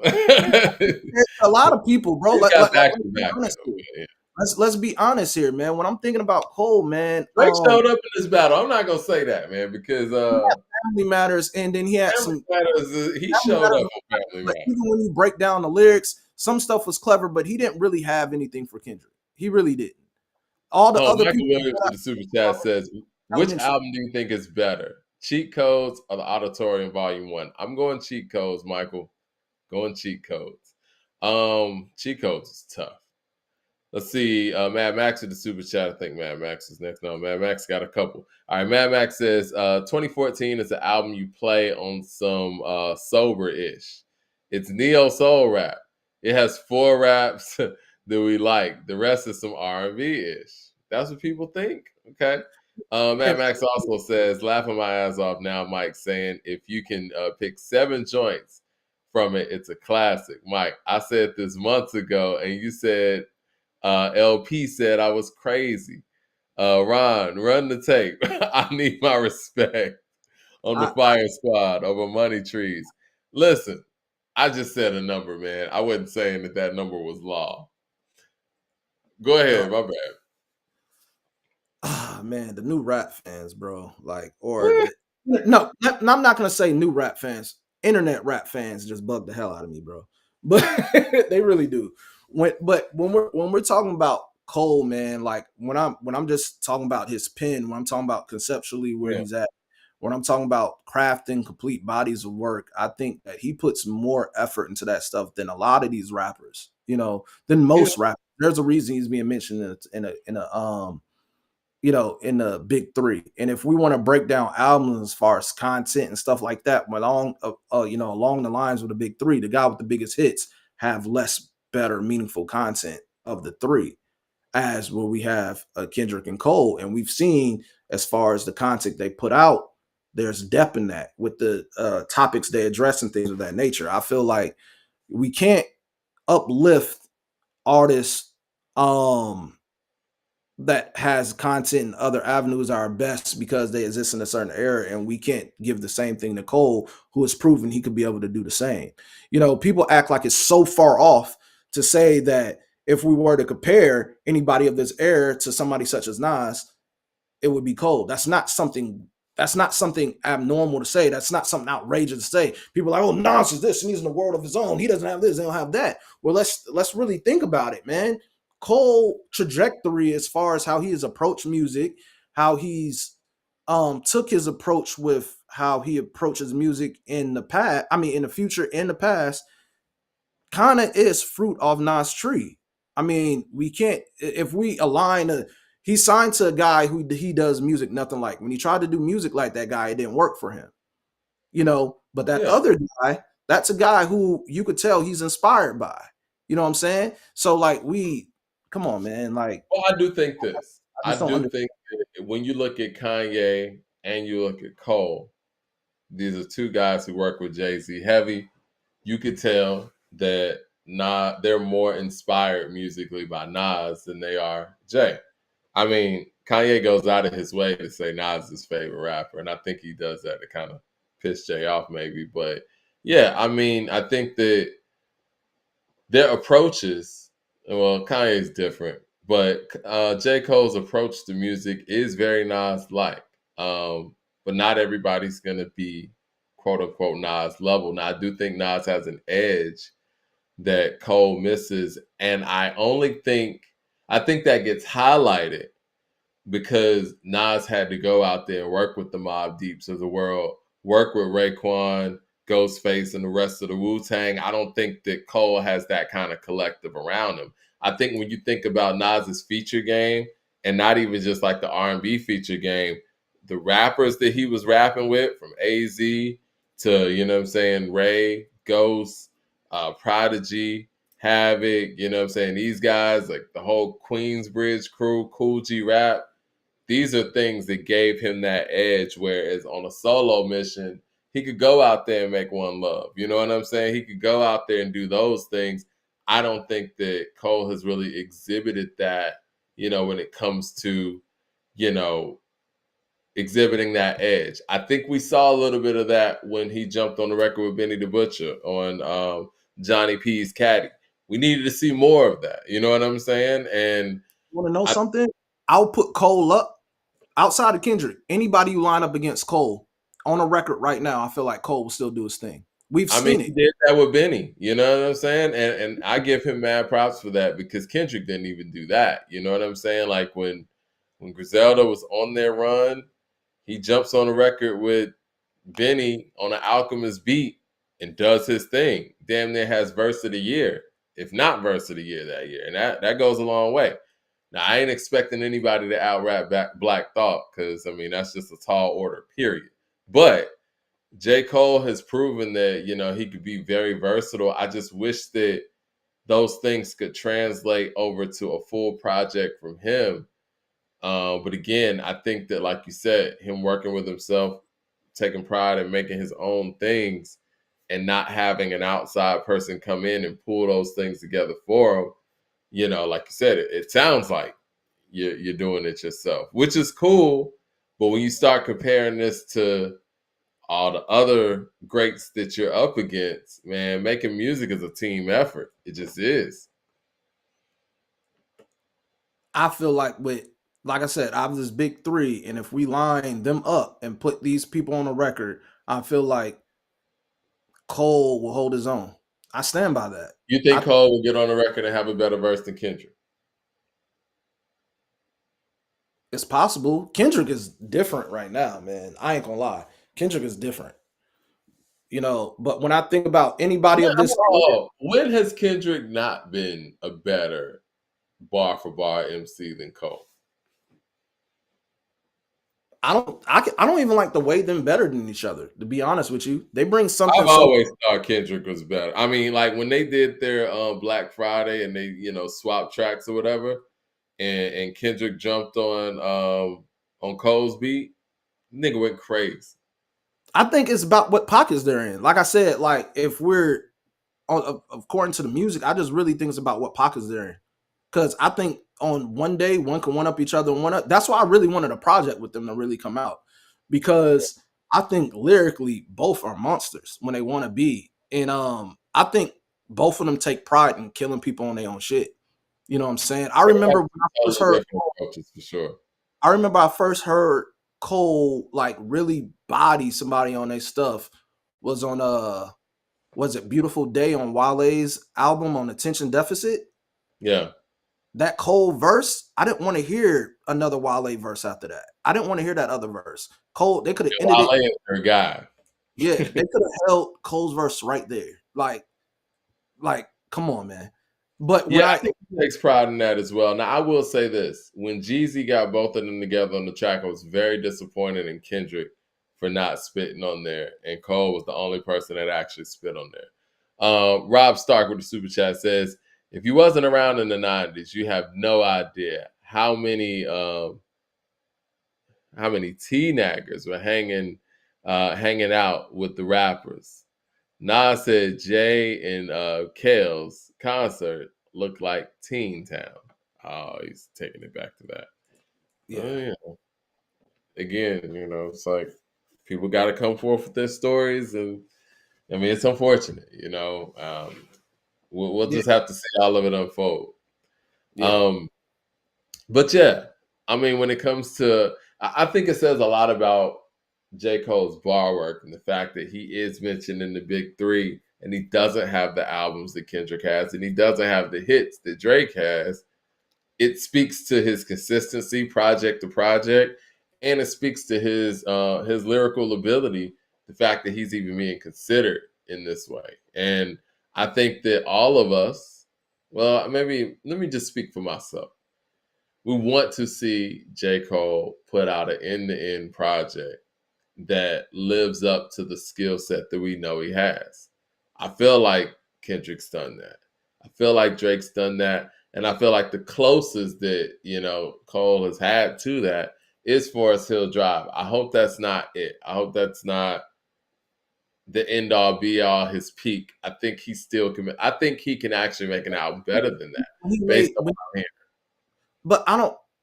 I think this is why I say, man, people got to be one with the music because Forest Hills may have been my favorite and may have been the one that people may consider classic, but he has bodies of work that are great after that. You Born know, Sinners. You think what's his second best album to you? the album, I forgot what the name of it, but the artwork is the basketball, like it got Cameron on like the first joint of it, talking on the joint. Oh, you talking Um, about Friday Night Lights or no. no? No, I'll you. I'm sorry. You're talking about. be the Cole album. Maybe Hold I on. have to look it up. I don't know, man. I'm thinking Born Center. It's probably number two. Forest Center is the second album. Cole, What did you think about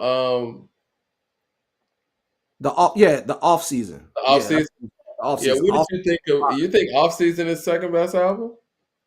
Yeah, I off season is fire, man. KOD was fire too. was gonna say, what did you think about KOD? I was actually listening to Off season, KOD I the other like day. off season better than KOD. Off season's better than KOD. Okay, Yeah, I can go with that. I think that Forest Hill Drive to me kind of just sticks out. I think it's his best piece of work in yeah. the end, I and I think, think I'm sorry. You can go. I was gonna say I think the production just stands out. Yeah, I think Cole has made albums like lyrically better than Forest Hills. Forest Hills is a conceptual album. It's really based off. It's like a in a sense like a story of coming of age in a way for me. Um, so I don't compare that to the rest of his bodies of work. That's my personal favorite. But like I said, um I really do like the off season. I do like KOD. Like he has joints, man. KOD has my favorite J. Cole album. I mean, my favorite J. Cole song outside of Lights, Please. KOD has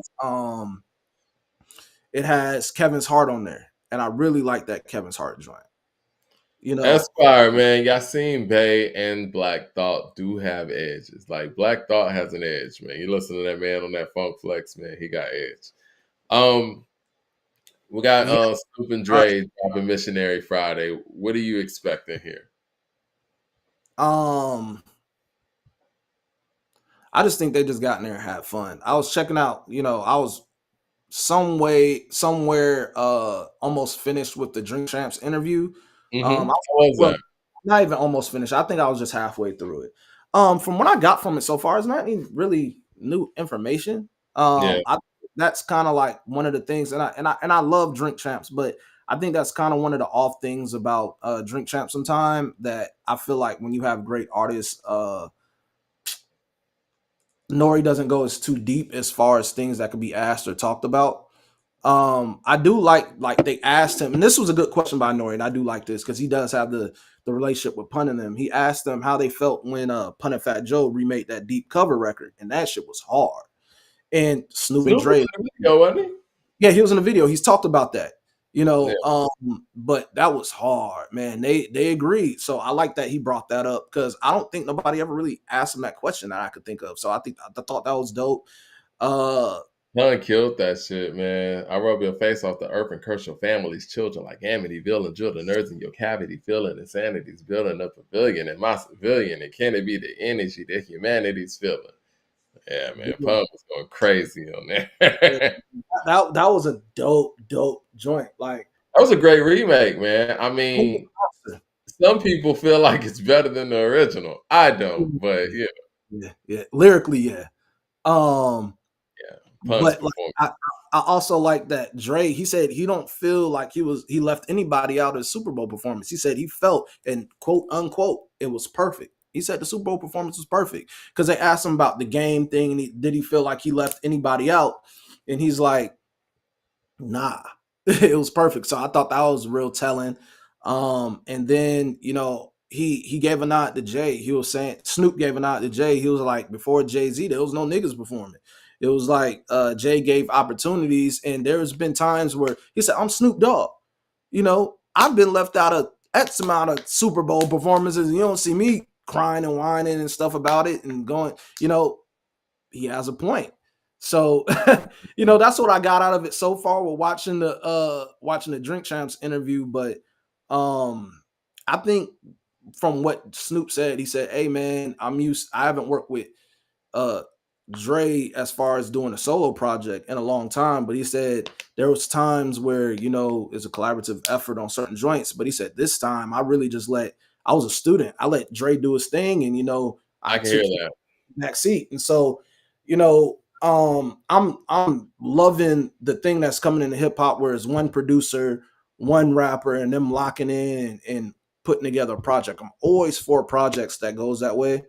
And as far as this album, I don't have expectations. I just hope that I just get good music from it. All right, I want to speak to a few things. Let me get to the super chat. Chris Daugherty with the super chat says, Mike, I'm 50, listen to a lot of rap. I give Kendrick every chance. I just can't listen to a whole album. His voice annoys me. I think that, yeah, that's normally a consistent critique from 90s, 80s hip hop fans is Kendrick's voice. But they Now, love but they love Benny. I think Benny got a dope rap voice. Who was one of them? Is it Benny or is it what? Who was the one that just Oh, dropped you the talking about West Side. I West don't Side? think many people They really love love West Side. West Side's voice. These Um, hip hop that's purists love. why, but see, that's why West Side always has a lot of features because he kind of balances out his I voice. can't listen to Now, a whole West Side. this is what I'm gonna say though. All right, before you even said that Snoop had that approach to this album, I could Mm. tell that's what it was. And it's interesting because Dr. Dre's production style is more of a traditional producer style that doesn't really exist in hip hop per se, but he is a hip hop producer. And I mean that in a sense where he's molding the individual that is recording over his tracks, which is cool sometimes. But I think when you have somebody like Snoop, who has the personality of Snoop, a lot of what he does, the beauty of who Snoop is kind of, I don't want to say freestyle, but allowing Snoop to be Snoop. And when you start caging in, Snoop and his delivery, where you want him to punch in the takes, it kind of stands out and it sounds, for some people, it can sound robotic. And I think I like all three of the records. I want to be perfectly clear here. But I think for the people who have critiques about this and feel like some of the stuff may sound a little forced and this and that, I think that's where that's coming from. And the fact that Dr. Dre is producing Snoop in a way that we're not used to him producing Snoop per se. I think Doggy Style was Snoop. I mean, at the time, it could have been him being robotic with it, but we didn't know because Snoop was new at that time. It sounded like Snoop being Snoop. Now, I don't want to ramble, but I think the best example of what I'm talking about is Busta Rhymes' Big Bang. It's a dope album. Sonics and all that stuff line up, but it doesn't sound like Busta Rhymes. It sounds like Dr. Dre. You know what I'm saying? And I think that that is what we've kind of been running into when Dr. Dre is producing full efforts. Now, they're going to say I'm capable for Kanye again, but I want to bring a Kanye example in. Why not? I think that when you look at what Kanye did for Common on B, he was able to highlight Common in a way where he was able to be himself, but he actually produced him in a way where it's like, look, I know what you do well.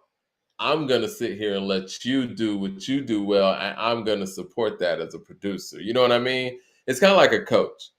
Dr. Dre has more of a Coach K, a Duke type of style where it's like you fit into my system and I need you to play in my system for this to be successful, as opposed to having a Phil Jackson type of style where it's like, look, I got the triangle. I'm going to let you do what you do best and we're going to exploit all of the things that you do well and intensify them. You know what I mean? And it begs the question, who's the better producer? The person that has to have people operate within his system and his confines, or that person that's able to highlight the individual at their level. You know what I mean?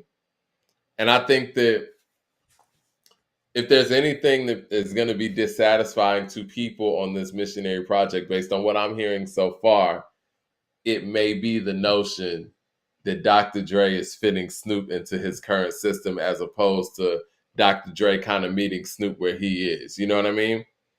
Yeah, and this is really like my problem that I have with like artists putting out previews and like unofficial real singles and stuff. It Uh-huh. really leads people down the bad path of what they think the whole body of work is going to be. So I kind of hate that they did that, because I really think when we get to this album and at their level, I think it's going to be some great stuff on I there. think it's going to be great.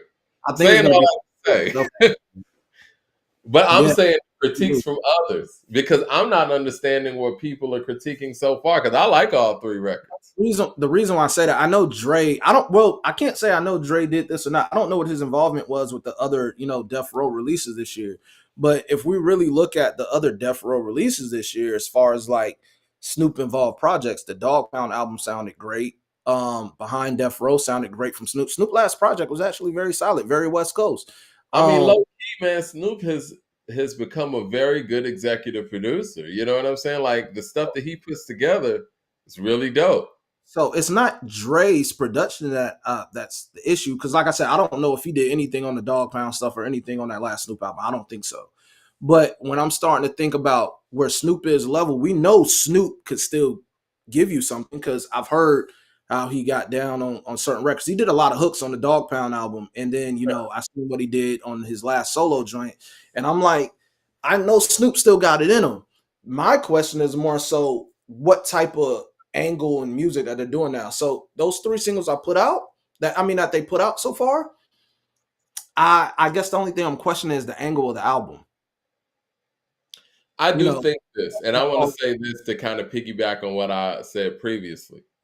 I do think that when Snoop gets in there with Dre, he's like, "Yo, what you want me to do?" You know what I'm saying? Like, I think he gives Dre the keys and is like, he's probably approached this album like, I want to be coached. You know what I'm saying? It's like literally, if LeBron was to walk in there with, Coach K, that might not be the best example.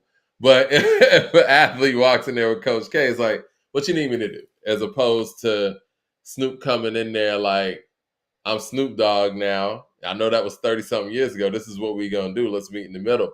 And I think that even when you look at Michael Jackson and Quincy's relationship, off the Wall was more so Michael like, Quincy, what are we doing? Whereas Thriller, Michael came in there and said, "No, this is what we're doing." You know what I'm saying? And I don't think Snoop walked walked into this project with that mentality. And I mean, that's what I thought just hearing the records and you saying that that's what he said on Drink Champs kind of reaffirms that for me. Now, this may be more of a Big Bang quality album, if you will. I mean, that's But not even bad. I'm not gonna lie to you. Big Bang is my last Busta album I really like. yeah, To this, it's a dope album. It just yeah, don't sound like Busta Rhymes to me. You know what I'm saying? Like the Busta I know is ELE. The Coming, When Disaster Strikes, and like the project's put together well. The songs sound good. The songs are dope, but the way he's approaching the songs, it's like, yeah, that's being coached by Dr. Dre. You know what I'm saying? And there's nothing wrong with that, but it's just, I guess it's a bit of it's a taste thing. Like, do you want the producer that is going to make you fit in their system, or do you want the producer that's going to meet the artist where they're at currently? yeah. For me, I feel like I need a combination of both. And I feel like if we're questioning this, we have to really think about who has the best chemistry with Dre. It's Snoop. Oh yeah, hands down, With that hands. being with that being said, um, I have no thing of thinking that they're gonna give us anything less than good. I Uh, think this is going to be album of the year. Yeah, that's where my projections. That's the bold prediction I'm going to make. I think this is going to be hip hop album of the year. yeah, I don't know, man, because there's like when I'm starting to look at some projects, those were some great projects this year. Corday had a good project. Kendrick's project was solid. Tyler gave us a great project. I even like that Schoolboy Q album. I just listened to Dochi's mixtape the other day. I think Oh, Dochi yeah. is pretty good. Her shit's I crazy. Yeah. I like her angle and approach to music. There was a lot of good projects that dropped this year. So if this is album of the year, and Snoop is not really the lyrically gifted individual as far as like compared to these rappers that have put out albums, Snoop is just an icon. He's a legend, man. Snoop is Snoop. He doesn't have to be lyrically gifted. Snoop has a way of using his voice and saying things just like nobody else could do it. Snoop is a legend, man. And I love everything he's contributed to hip hop, but there's some great albums that dropped this year. So album of the year, I gotta hear something. You know, I People really saying that I'm trolling for saying that Dr. Dre and Snoop could drop album of the year is wild. You know what I also gained from these songs? It sounds like these songs were probably meant for commercial use as well. Like all three of these records I could hear on a commercial. Um, I think that the approach here was to make big records. I think the approach here was to be able to perform these records on big stages and monetize on these records, for commercial use and for film use and things of that nature. I mean, I do think right now Freddie does have one of the better albums of 2024. I love this Um, project. I really do. yeah, I think Auditorium from Common and Pete Rock's one of the better albums of 2024. Um, man, like you said, there's been a lot of really quality projects to come out. But I think this one has the potential to have haymakers, and this one has the potential to have just great cohesion and range and versatility. And I mean, it's Snoop and Dre, man. Like, I don't know. We're gonna see. I really think like the West Coast really killed it this year. This was the West year. Because outside of Kendrick, man, we got a lot of West Coast artists that dropped, and I can't stop saying that. I mean, we got, we got Ice Cube that dropped. We got Vince Staples that dropped. We got Tyler the Creator that dropped. Kendrick dropped. Absol dropped. Schoolboy Q dropped. Yeah, I just seen that Daz actually is dropping an album after this Dre and Snoop. Daz said that. But the Dog Pound released the album earlier this year too. When This was Exile dropped an album. Yeah, Exile. You know what I'm saying? Like, there's a lot of good stuff coming out the West right now, man. And all of those projects I like. All of those projects I like. So people were saying I'm giving Dre and Snoop a pass. Listen, man, we'll listen to the whole album Friday. I can't wait to listen to the album, man. We might need to, yeah, I don't think a those. station head or something. Listen to this live. And then here's another thing. I think Cube's album is a sleeper. Shout out to Cube. I do think that Dre and Snoop are smarter when it comes to. I think if anybody, Snoop knows all about marketing. I think when it comes to production, you can't teach a class about production to Dre. You know what I'm saying? He could teach a class. So I think with all this being said, man, I don't think they're gonna give us a bad album.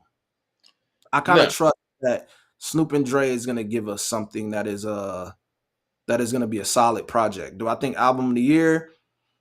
I don't know. Based on these three tracks that they threw out, I think there's a reason why they threw these specific three ones out. And I think it is to give us these reactions of mix not knowing where it's gonna go. But I really think when you get to the album, it's gonna hit. Like, I really do. Well, that's what I would like it to be. I think they're smart. I think they're really smart and know all about how this music shit goes. And I really think they're gonna give us something because I really like the Marsha. Remember, I was telling you I thought that for a minute Marsha had the best album to me. Period. Right.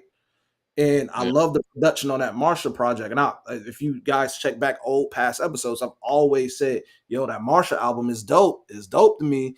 So it's like, I feel like they can't do no bad as far as this music to me. I Um, don't think Nas and Premier are gonna drop their album. I mean, we're already in the first, week of December.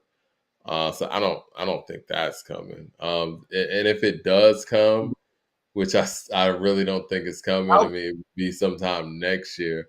Dude, Um, it makes sense to just do it next year. Give us that new quarter music. Like, I would love to but, hear that.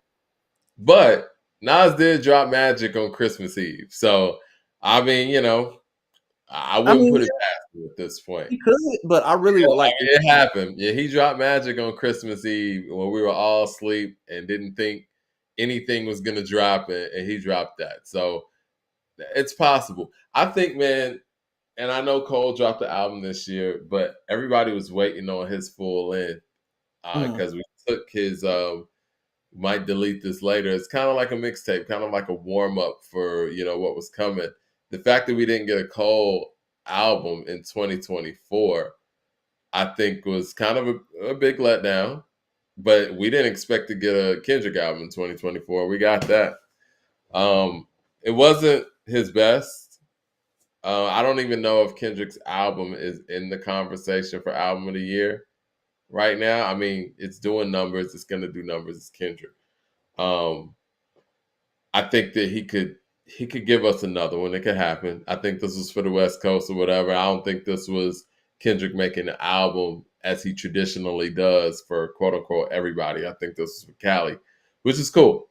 Um, the LL and Q-Tip album was very different, very interesting album. LL did some things on there that I never heard him do before. I want to see And another project with them too. I want what's them to that? do serious.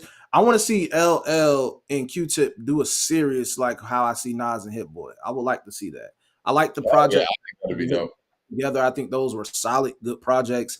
I like to see LL build on that because I think Yeah, he has more stories to tell, and I think that it translates well. Like I said, when I originally listened to the album, there was a couple things on there where, Q-Tip production and him wasn't on sync, but I think they learned from this album. And if we get in there and do it again, I think the second one is gonna it would be great if they are willing to do that.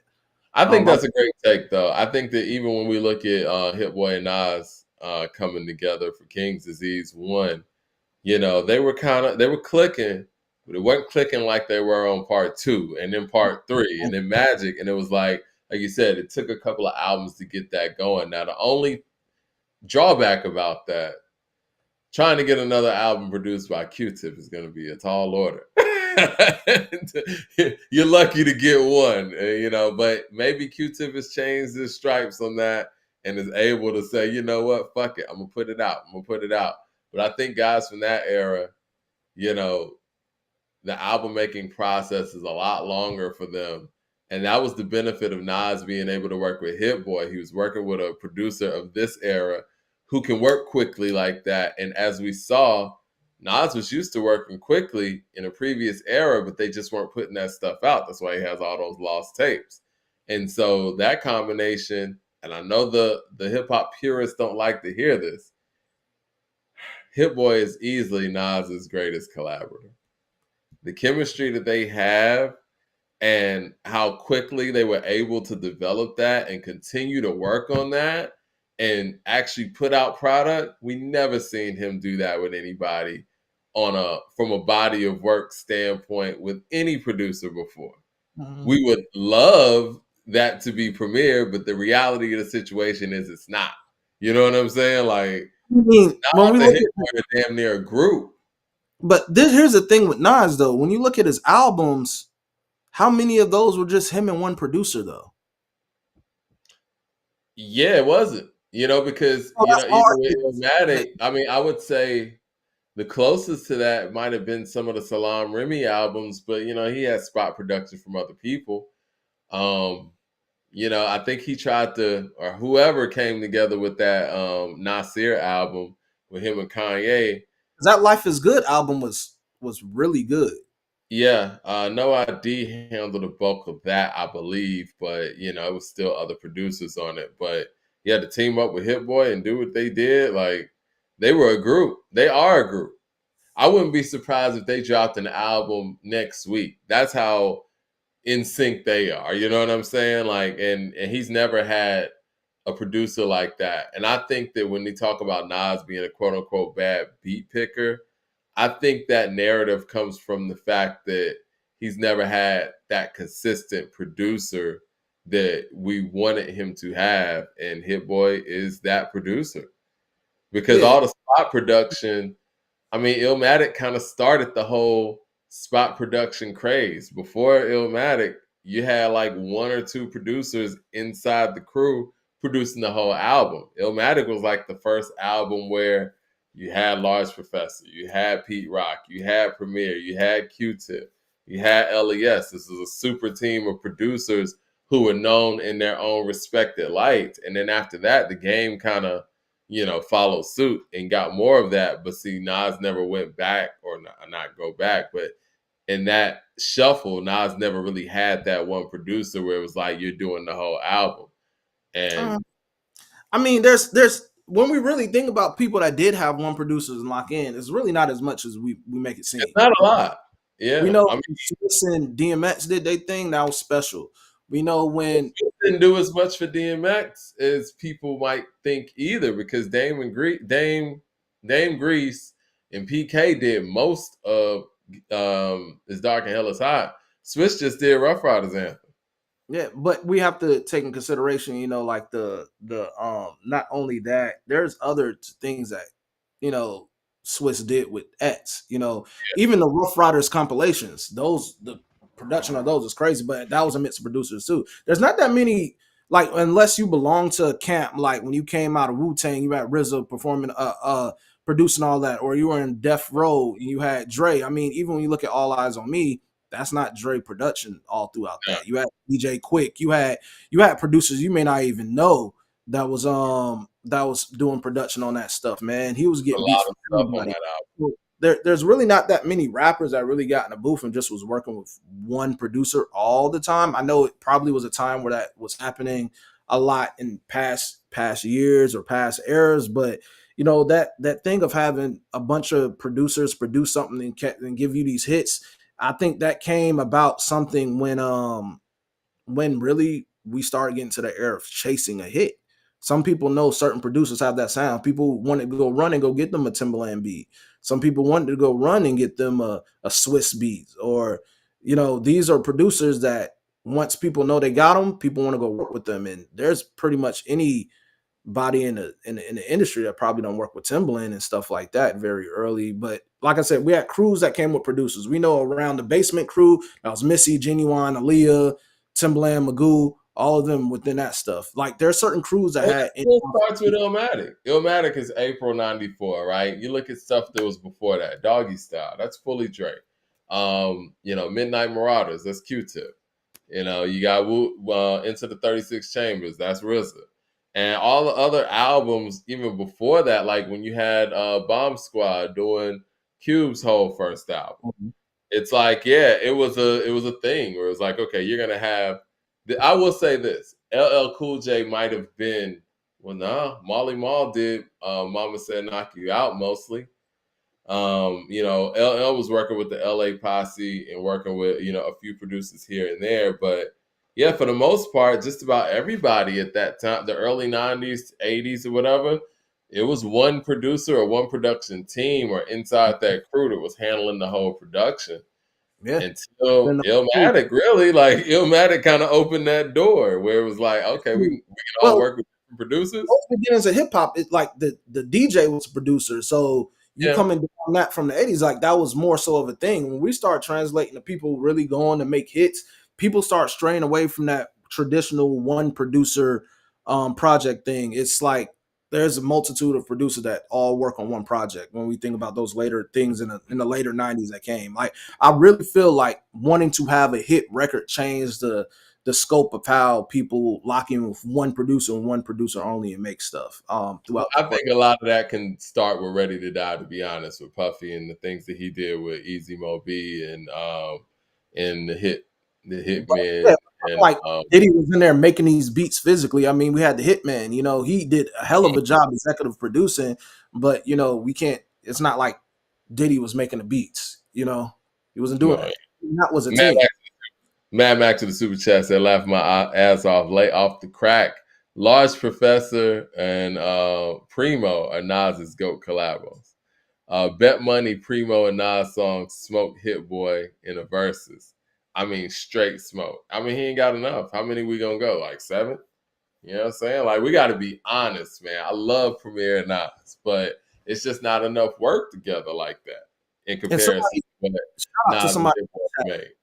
Shout out to somebody in the chat. They brought up that Das production skills too. We got to give credit to Das too. Das has some joints in his production. DJ Why Quick. was there Daz is involved in this missionary project? I mean, Hope now so. I feel like, and I also feel like DJ Quick doesn't get enough credit for his production. Oh yeah, for sure. The Yeah, Web 100 with the super chat says, locking in with one producer always makes the best album. The Carter One is Wayne's best album because it's the most cohesive. I didn't know if he was going to go there. Now I will say this: I am manufacturing more of all a the fan. tracks. I am more of a fan of one production team, producer, or crew making the full album. I wasn't a fan of Kanye making half of Pusha T's album and Pharrell making the other half. Even when you look at Outkast's catalog, their catalog is full of, the first album is totally produced by Organized Noise, then ATLians is produced by, Outkast and Organized Noise. Same thing with Akumanai. And there's a level of consistency creatively there. When you got spot production, you're not going to be able to make a Stankonia or an Akumanai. You know what I'm saying? Like, you're not going to be able to make It Takes a Nation of Millions to hold us back. It's the beauty in those sonics are, you know, they I, have a level of cohesion. Even if we look at Kanye and My Beautiful Dark Twisted Fantasy, we got different producers on there, but we know him being a producer, bringing all those things together gives it its cohesiveness. Because if Kanye wasn't a producer, those songs wouldn't have came together like that with different producers. You know what I mean? yeah, I believe, but I feel like, yeah, he orchestrated that. Kanye, if he even is not in the chair driving the beats, he's orchestrating. He's putting people here, there, whatever. We seen that with all the lights. I mean, that was amazing. Yeah. I, He you knows know, who to call for yeah, whatever job. That's the producer with him. yeah, even if he's using you for a voice on something, Kanye just have a way of composing. That goes to be up. That's what I call Kanye. He's a composer more than a producer. You know what I'm saying? Like how Kanye uses people's voices and stuff for different, not even just for hooks, but just certain parts of the song. Like I said, all of the lights have like 20 people on it. You know what I'm saying? When you really think about it, almost just about 20. Like the voices that he has on there, the way he does stuff is amazing. But I think, like I said, I'm with you. I like one producer produce albums, but some of that could also be bad too. Because like there's not always times when we have one producer led albums and they have been amazing. You know, and I want to give examples, so I'm gonna do my research. But from my Well, knowledge, let's I've look at all the classics. Let's look amazing. at all the classics. Like let's name some hip hop classics. And off the top of my head, most of the classics are produced by like one person or one crew. I mean, Get Rich or Die Trying is different. Um, I don't know. I don't know. It's huh, I don't know. Yeah, Because even if you look at, yeah, I think it really works when you got one or two producers for the most part. When you got scattered beats everywhere, it can kind of, lack cohesion. I mean, what do you think is the biggest difference with? Let's look at Jay's catalog. Let's do this. What are Jay's top three albums to you? man, that always changes, man. When I go back and listen to stuff, To me, it's Reasonable Doubt, The Blueprint, The Blackout. mine would be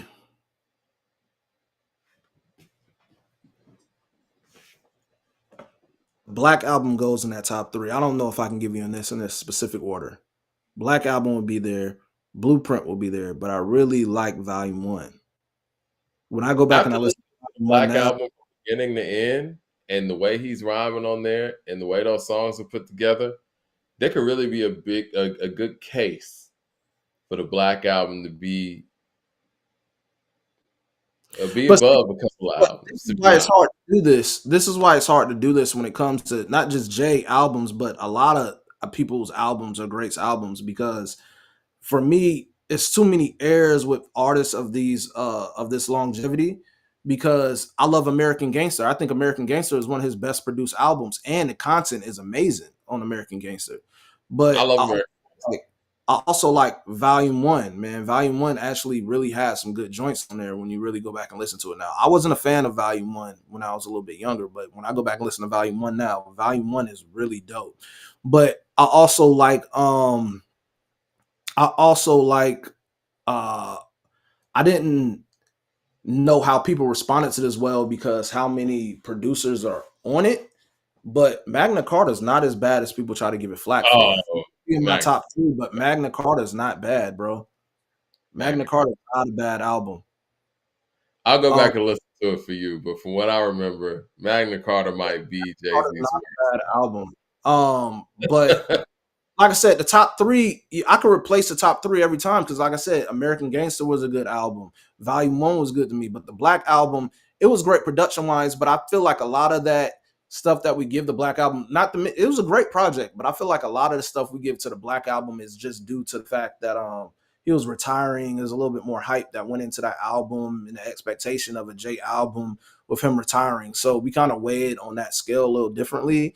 But He's like, rapping high level on there though. Like every yeah, single song, every verse, like he's not taking a bar off on the Black Album, to be honest. And I hate to say this because I love Jay, but he does take some, even on the Blueprint, he took some bars off, you know.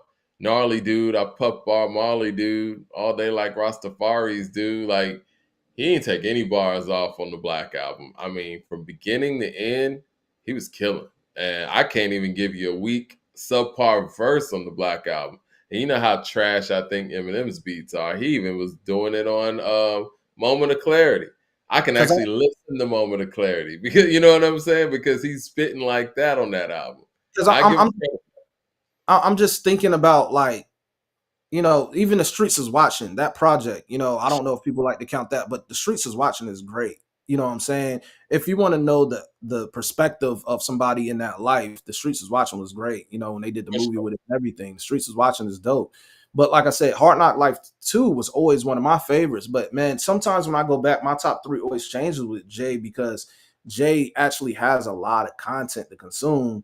he does. Compared a lot of other rappers, man. So it's my top three of these albums always change because Let me say Dynasty. this about Volume One. Volume One is very special in the sense where that guy on that album is kind of a hybrid of what we saw in Reasonable Doubt in Volume Two, like in that middle section. And we never heard Volume One Jay again. You know what I'm saying? And it's kind of like a time capsule. I think that the high moment. What people like to say it is like Volume One was actually really good when you really Yeah, get. I think that Volume One is a victim of inconsistency and the inconsistency of 1997, not just his inconsistency, right? I think that the game was in flux at that time in '97. Biggie had everybody confused. Oh, you can make commercial records and you make street records and put on the same album like this. I mean, polar opposites. And I think that was Jay's attempt of trying to do that, and the result was you got some real high level B-side records where you have some subpar singles, you know what I mean? And they didn't it's like the peaks, the highs on volume 1 are extremely high and the lows are extremely low, and it makes it very difficult to really, rate among some of his other more consistent pieces of work. I think Volume One is probably one of his more, if not his most inconsistent album because of those peaks and valleys. Oh yeah, because there's certain joints I don't really like on Volume One as well. I'm looking at this stuff now, and there's joint like there's joints on here, man. He has what like I said, I don't like that I Know What Girls Like record. I don't like that. That's why No, I can't stand that record. But he also has Imaginary Player, Streets is Watching, Friend of yeah, Foe 98, Who You With, part two, Where I'm From. Come on, yeah, man. yeah. Uh A he million and one's on there. he had A million joints on, man. days rhyme no more. It's crazy stuff. Yeah, man. It's just like John there's Phillips. John Phillips with the super chat says Pharrell's the only one I respect. Ain't need help. Come on, we really gonna say Pharrell didn't need help? Chad Hugo exists, man. I love Pharrell. Like, come on, man.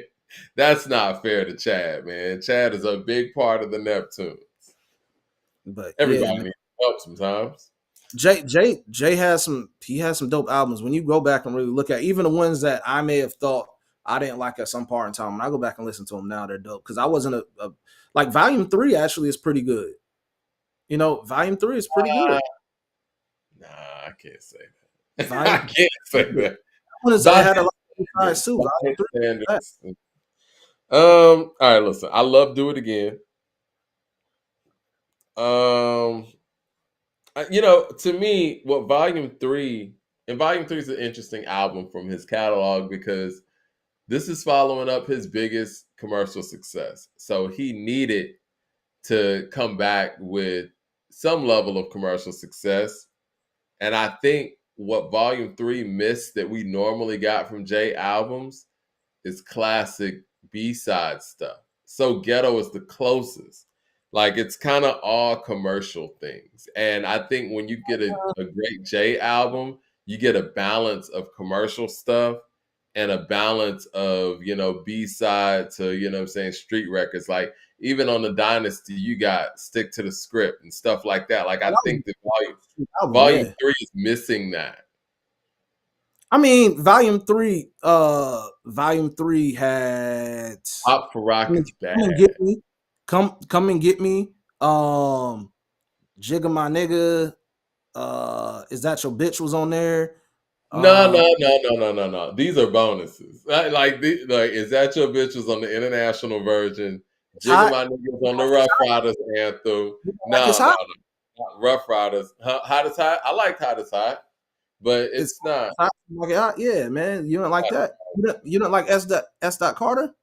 No, I didn't like that. Competition is nada. Now I did like Snoopy track, and y'all kill me in here for liking Snoopy track. I like that record. Yeah, man. I mean, I Volume don't 3 know. might be one of his weaker albums. I think the bottom two for me is definitely Holy Grail Volume 3, and I'll throw Kingdom Come in there too. Those are some of the bottom ones, but Me, I'm just looking at the content. Some of these joints, man, I ain't gonna lie. Like, it's just the same way how I approach looking at when I look at other people's albums in a well, I more think too, not to interrupt you, I think the bar work on Volume 3 is lackluster from him too. Because if we were to say, yo, where are the quotables at in Volume 3? I mean, I honestly feel like Do It Again could be the best verse on that album. And I think for a Jay-Z album, the first single, the verse on the first single being the best verse on the album, it's kind of unacceptable. Yeah, when I'm looking at like other albums from people, and like I said, I always say when we're talking about album runs, from artists in hip hop, I always say that there are certain people that just had it, and there are certain people that may have certain albums, may have certain joints that skippable. I always say Kanye has one of the best album runs ever. Yeah, he You know, does. he has one of the best hip hop album runs ever. I feel like Wayne had a great album run too. You know, Carter 1 through 4 is great. Carter 1 through 4 is good. You You know, like you say what now? you like Carter 4 like that? Hell yeah, hell yeah. Okay. Carter 4 had, yeah, like when we really look at the Carter 4 is actually pretty good. Um, I'll go through the track list. I like because he did the Not a Human Being stuff after the Carter 3, I never right? listen to those like that. I'm not gonna lie. Those probably Wayne albums I don't listen to. The Carter 4, yeah, yeah, man. That's 6 foot, 7 foot. She Will with Drake, Blunt Yeah, you're Blowing, right. I Hate Yeah, with T Pain, John with Rick yeah. Ross, So Special with John Oh, Legend, How to Love, man. yeah, That's the you're right. album with Busta Rhymes, Nas and Shine. Yeah, man. Like he Yeah, has some hits on here, man. yeah, Carter 4 was pretty yeah. good. Yeah, it's a pretty good follow up for sure.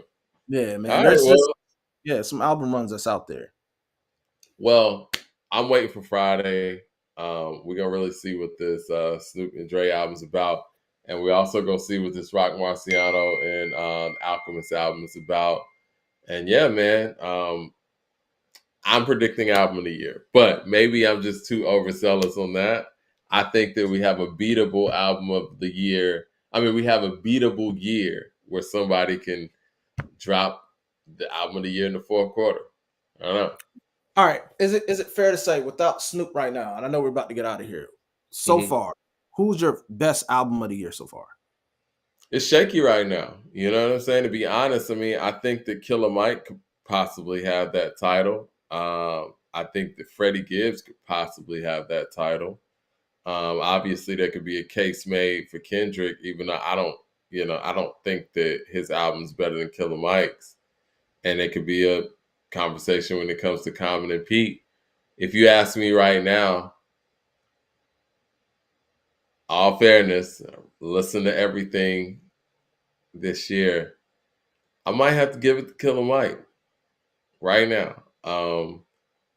Shay Noir's up there, Dolce's up there. But yeah, I might have to give it to Killer Mike. I say for me, my personal favorite that I listen to more often since his drop has been Kendrick, but objectively, the best album of the year, I think, is Corday's album. Okay. And you know what? I haven't really gotten on Corday's album like that, like I need to. Let me make sure I do that before I, proclaim Dre and Snoop anything. I think Corday did a very good project, and if I had an honorable mention for that spot as well, I think Tyler did a very good project too. He did. Yep. I'm with you on that. That's album of the year stuff, and I said that when I heard it. So yeah, that's in contention too. No one is really. It's no runaway this year. Everything is kind of like we got to really sparse it out. So I think that's interesting though. I like years where things are like that. Yeah. All right. So Well, yeah, I get the fuck out of guys, here. next time. But Everybody's saying it's Kendrick. Okay, Kendrick hands down, right? Kendrick is the winner. Hand him his Grammy right now for sure. yeah, I mean, Kendrick I see gave, Jay like, that's Noir, the kind of LL, album. Common, Rhapsody. Rhapsody's up there too. Skyzoo as well. Yeah, we want to get you guys' list. I want to know what you guys think about this year so far, man, because I know my top 10, my top whatever is always going to be different from you guys. I always notice that. But like because I have people like I said, I got Kendrick in there, I got Tyler in there, I got Schoolboy in there, I got Corday in there, I got Big X the Plug in there, I got Glow in there. These are people I think that gave great quality albums this year. Yeah. Um so we'll really see. We'll really see what comes But out for yeah, the in the comment section, y'all put y'all albums in there. The top. You know what? Let's have people put in their top 3 hip hop albums of yeah. 2024, and we'll go ahead and we'll do a whole show dedicated just talking about that because I think next Monday, after this Dre and Snoop is out, we got to really start having that conversation because I think the cutoff time is there. Like after the Yeah. Dre and Snoop and the Roc Marciano and Alchemist is out, let's have that conversation so we can actually get a legit list. I wanted to collab with. We're gonna reach out to the Fresh Out crew, man. I know they do some great breakdowns as well. We can have like a collaborative episode, talk about albums of the year, and really, what I'm saying, break that down as a collective, kind of have like a panel type thing going on. So, yeah, I think that'll be dope. And yeah, man, we want to really get an accurate list because it's been a year where you really gotta analyze. I think a lot of stuff was overshadowed by that Drake and Kendrick beef too, as I, far as I how agree. we look at overall in the year. Because like I said, Schoolboy Q had a great album too. Yeah. You know? All right. Well, yeah. Album of the year episode next Monday. And you guys hit like and subscribe, man. We might pop up and talk about this Snoop and Dre or Rock Yeah. and Alchemist. You never know. Yep. And like I said, Dad's dropping an album after Snoop and Dre too, putting that out there. Oh, So there's okay. more new Of music coming. course. Yeah, You gotta listen to that for yeah. sure. All right. I appreciate you, sir. Salute. Y'all have a great night. All right.